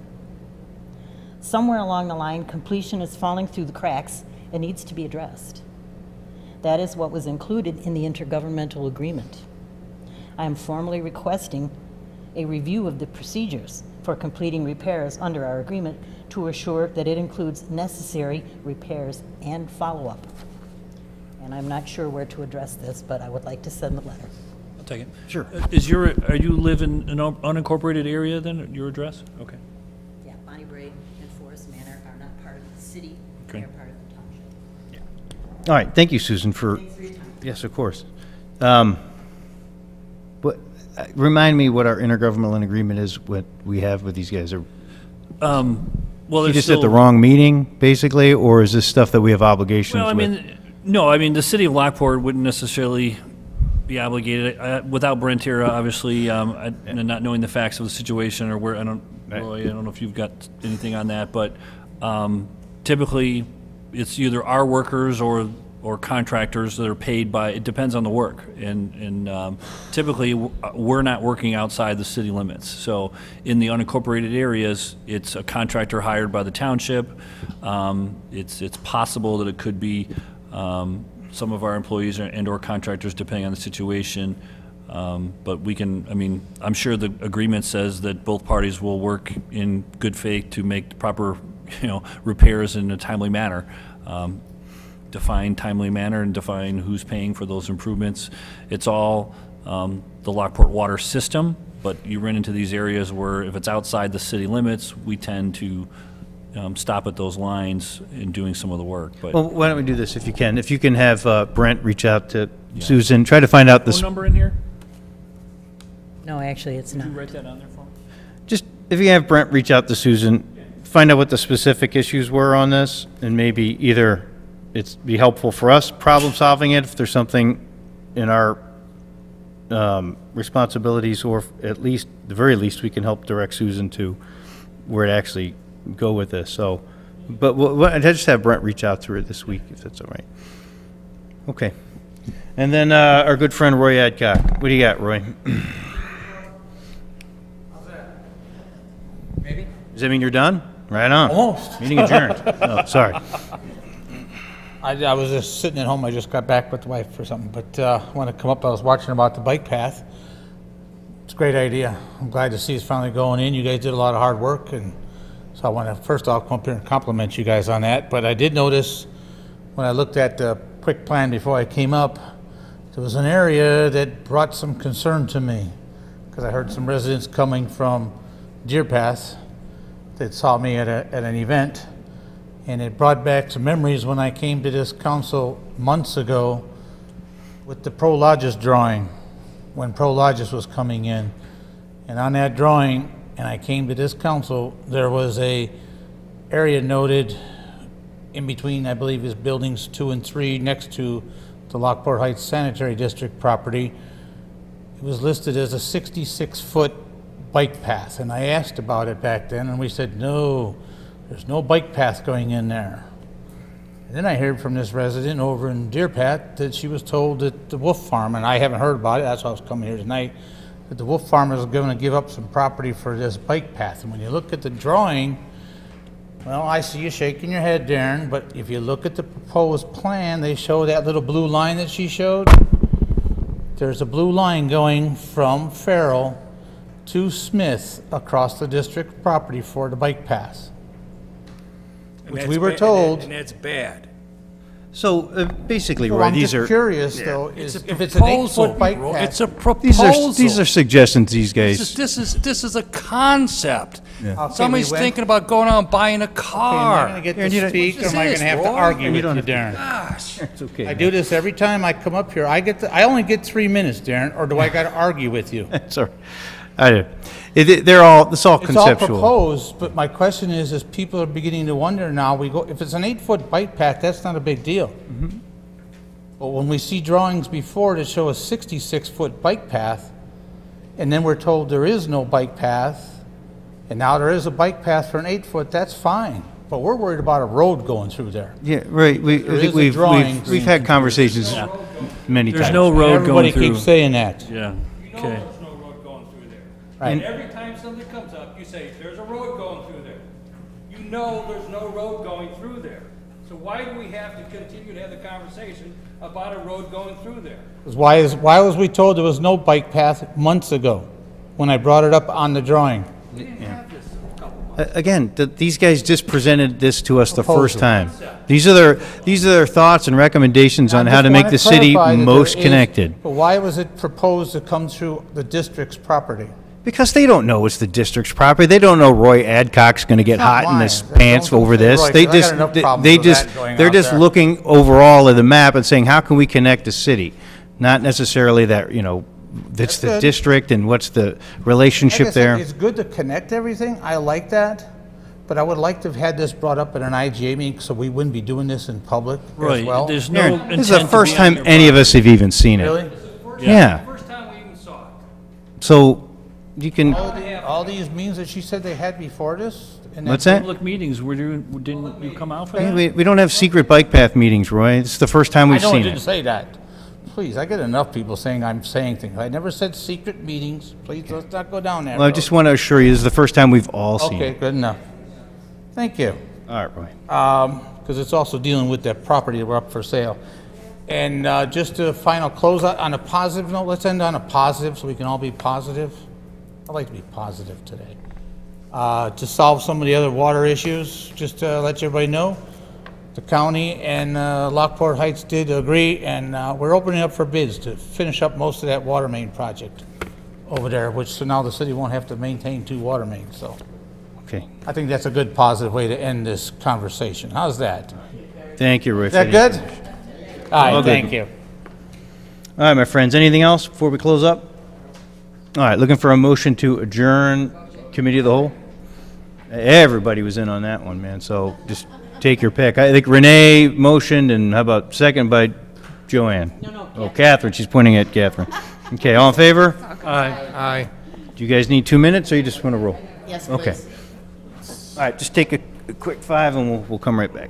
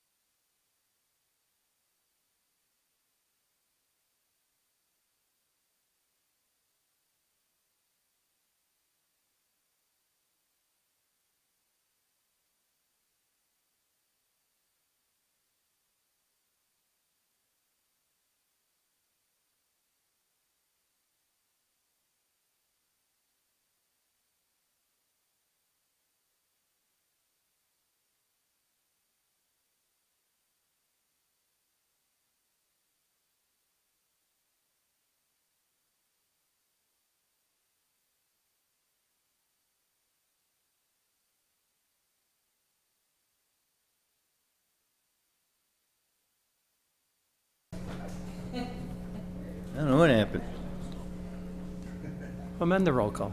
You know what, we're fine, we got a consensus, it's okay, just do a roll call. Okay, Mayor. Saban. Present. Schreiber. Present. Bergbauer is late. Present. Galogly. Here. Deskin. Here. Lobes. Here. Bartleson. Here. And Peretta. Here. We have a quorum. Okay. All right, so looking for a motion to have a consent agenda tonight. So moved. I'll make the motion. All right, JR, seconded by Renee, all in favor? Aye. Okay, so committee of the whole meeting minutes from September 4th, regular city council meeting minutes from September 4th, our payroll period ending September 8th, bills through September 10th. Request, Mayor, sorry, did cut you off. The CA1 we were going to pull out as an action item because I gave everybody a handout and an email. Yep, we're going to move CA1, just like Ben said, we wanted to, there was a slight tweak to it, so we're going to pull that. PW1, Raptor Wash Press at the sewer treatment plant. PW2 is the release of the bond for Christian Brothers. PW3 was the Well 15 Well and House Treatment Plant Phase 3. PW4 was Well 15 Notice of Intent to Award. And then PW5 was the Phase 2 design to combine the 5th and 9th Street Design Engineering Services. So, looking for a motion to approve said consent agenda. So move. Second. All right, Joanne, seconded by Mark. May I have a roll call, please? Yes. Saban. Yes. Schreiber. Yes. Galogly. Yes. Deskin. Yes. Lobes. Yes. Bartleson. Yes. Peretta. Yes. Motion passed. All right, so looking for a motion to approve CA1, the Lockport Code of Ordinances for the outdoor special events. Just for the record, there was an amendment to, or a revised version of the ordinance to add that the city administrator has the ability to exceed the time limitation for the outdoor noise provision. So I think that was it. So we added one sentence to section D, where I can extend those hours to midnight outside of the commercial districts when deemed appropriate on permits, as we discussed at committee of the whole. I just forgot to put it in there, so I apologize. Okay. So motion to approve, I'll make that motion. JR? Seconded by Renee. Any discussion, concerns then? Everybody good? Okay, can I have a roll call, please? Yes, you can. Saban. Yes. Schreiber. Yes. Bergbauer. Yes. Galogly. Yes. Deskin. Yes. Lobes. Yes. Bartleson. Yes. And Peretta. Yes. Motion passed. All right, PH1. We're going to do a public hearing tonight for the annexation agreement for the property located at 207 Morgan Street. So I will open up our public hearing.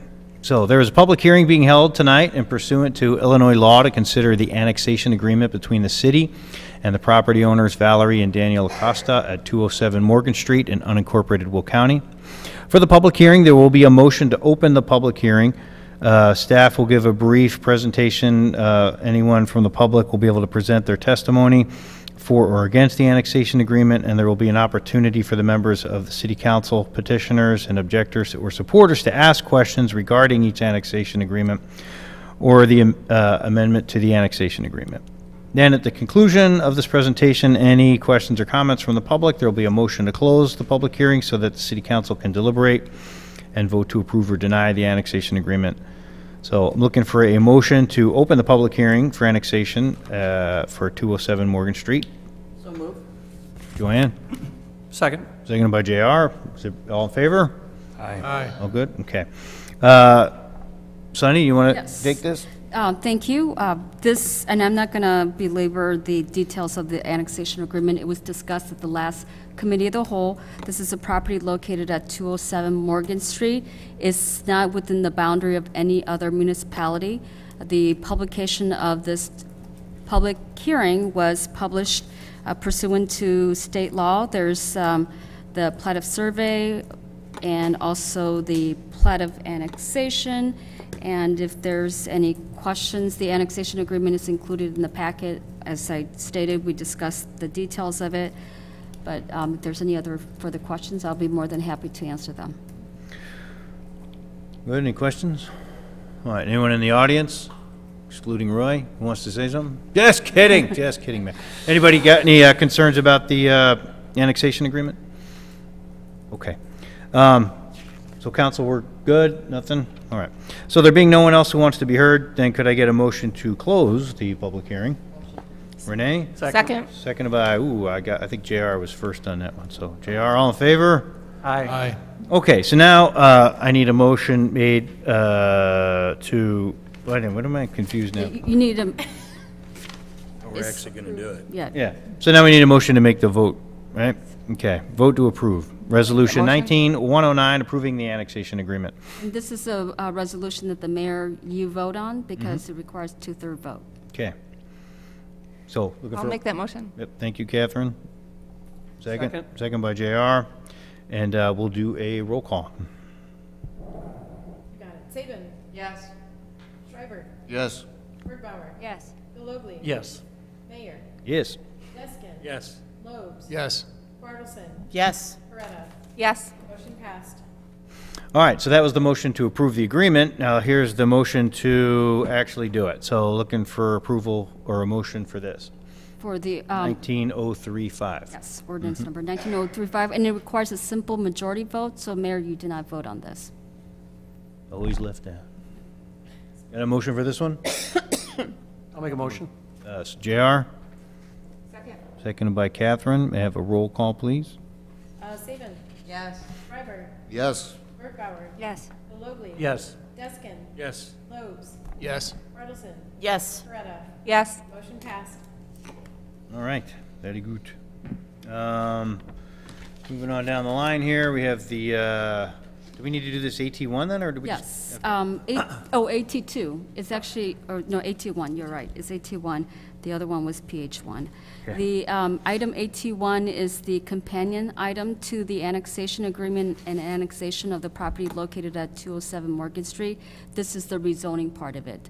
The rezoning is going from R3 unincorporated Will County to R1. This was discussed in detail at the last committee of the whole meeting.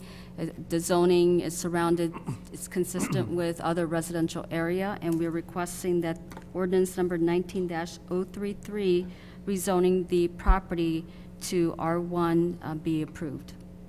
Okay, so looking for a motion to approve. I'll make that motion. JR, seconded by Larry. May I have a roll call, please? Saban. Yes. Schreiber. Yes. Birdbauer. Yes. Galogly. Yes. Deskin. Yes. Lobes. Yes. Bartleson. Yes. Coretta. Yes. Motion passed. All right, Thank you. CA1, service agreement extension. with Yes, HR thank you, Green. Mayor and members of council. Earlier this year, we had asked to increase some of our funding for projects in the community development department for projects that consultants are helping us with. We've had some additional vacancies in that department. We've used a little more than we were hopefully anticipating, and we'd like to just extend it a little bit more this year. I think we had asked for 170. We'd like to extend to up to 200,000 this year. It should be able to get us through the year. We've had a very busy year, which is good.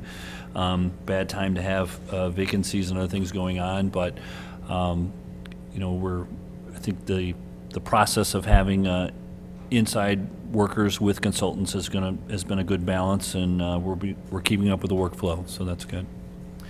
All right, so looking for a motion to approve CA1. I'll make that motion. JR, seconded by Renee. May I have a, any discussion, concerns on that? No? All right, we'll do a roll call then. Saban. Yes. Schreiber. Yes. Birdbauer. Yes. Galogly. Yes. Deskin. Yes. Yes. Yes. Coretta. Yes. Motion passed. Thank you. Now, we've got this, the preliminary and final development plans for the food distribution and processing facility with outdoor storage and a re-subdivision of lots 6, 7, and 8 at Prime Business Park, also known as B&B Foods, in the planning zoning case 2019-013. So the applicant, I know Charles Smith is back there if we have any questions. We deliberated this at the Committee of the Whole at the last meeting. It was requested to come back as an action item. This is for a 38,920 square foot industrial building with the future possibility of a 24,000 square foot addition for B&B Foods, again on lots 6, 7, and 8 at Prime Business Park. This is generally located east of I-355 and 163rd. The building complies with city code. The overall commission found the development acceptable and voted in favor. There were no objectors at the Planning and Zoning meeting, and the Planning and Zoning Commission recommended approval 7-0. The City Council heard the petition on September 4th and requested the action item, and so this evening we're just looking to approve Resolution 19-102, approving the final development plans for the 38,920 square foot office and warehouse building with the future 24,000 square foot addition for B&B Food Services on lots 6, 7, and 8 in Prime Business Park. All right, can Ben get a motion? I'll make that motion. Catherine? Second. Seconded by JR. Any discussion? Can we do a roll call then, please? Yes. Yes. Yes. Yes. Yes. No. Yes. Yes. All right, sidewalk program. Yeah, I'm going to take PW1 and PW2, Mayor. The first one is the sidewalk program. This is basically a change order request from the, we've had a lot of additional sidewalk locations be requested by residents. The sidewalk program was awarded to Globe Construction with our bid results back in July in the amount of $75,000. We had budgeted $120,000, and so we've taken, we had some pretty heavy water main breaks and sewer repairs that were needed. We had the additional sidewalk locations and repairs. We'd like to add a $31,984 request. The contractor has honored the same pricing, so the new contract amount would be $107,113.30, and again, the city budgeted $120,000 for this item. We're just looking to seek approval for this change order, please. All right, looking for a motion for approval. I'll make that motion. Second. JR and Mark. Questions, concerns? All right, we'll do a roll call, please, then. Yes. Yes. Yes. Yes. Yes. Yes. Yes. Yes. Great, thank you. Final item this evening is PW2. This is our 2019 crack filling program. Crack filling went out to bid in August. We got the bids in September. This is an inexpensive way to maintain the roads and hopefully extend the life. We got a little map here of some of the streets that are going to be included in this. Again, the low bidder was SKC Construction for $87,750. We budgeted $125,000 in the MFT funds for this pavement program this year. City staff will be completing the construction observation, so there won't be any additional cost there, with some savings there. Again, the bid amount was $87,750 with SKC Construction. It was a fully let bid, and unfortunately we only got the one bidder. It's kind of a dying art, I think, but this was a similar pricing of what we had last year. It's a different contractor than we had last year. I'm not sure why the other contractor didn't come back. But again, we're seeking to approve Resolution 19-111, awarding the contract to SKC Construction with an amount not to exceed $87,750. All right, got a motion out there? Motion. Larry? I'll second. Seconded by Renee. Any questions? All right, roll call, please. Yes. Yes. Yes. Yes. Yes. Yes. Yes. Yes. All right, anything else? No good? Looking for a motion to adjourn then? So moved. Got Mark and who else? Larry. Larry, all in favor? Aye. All right.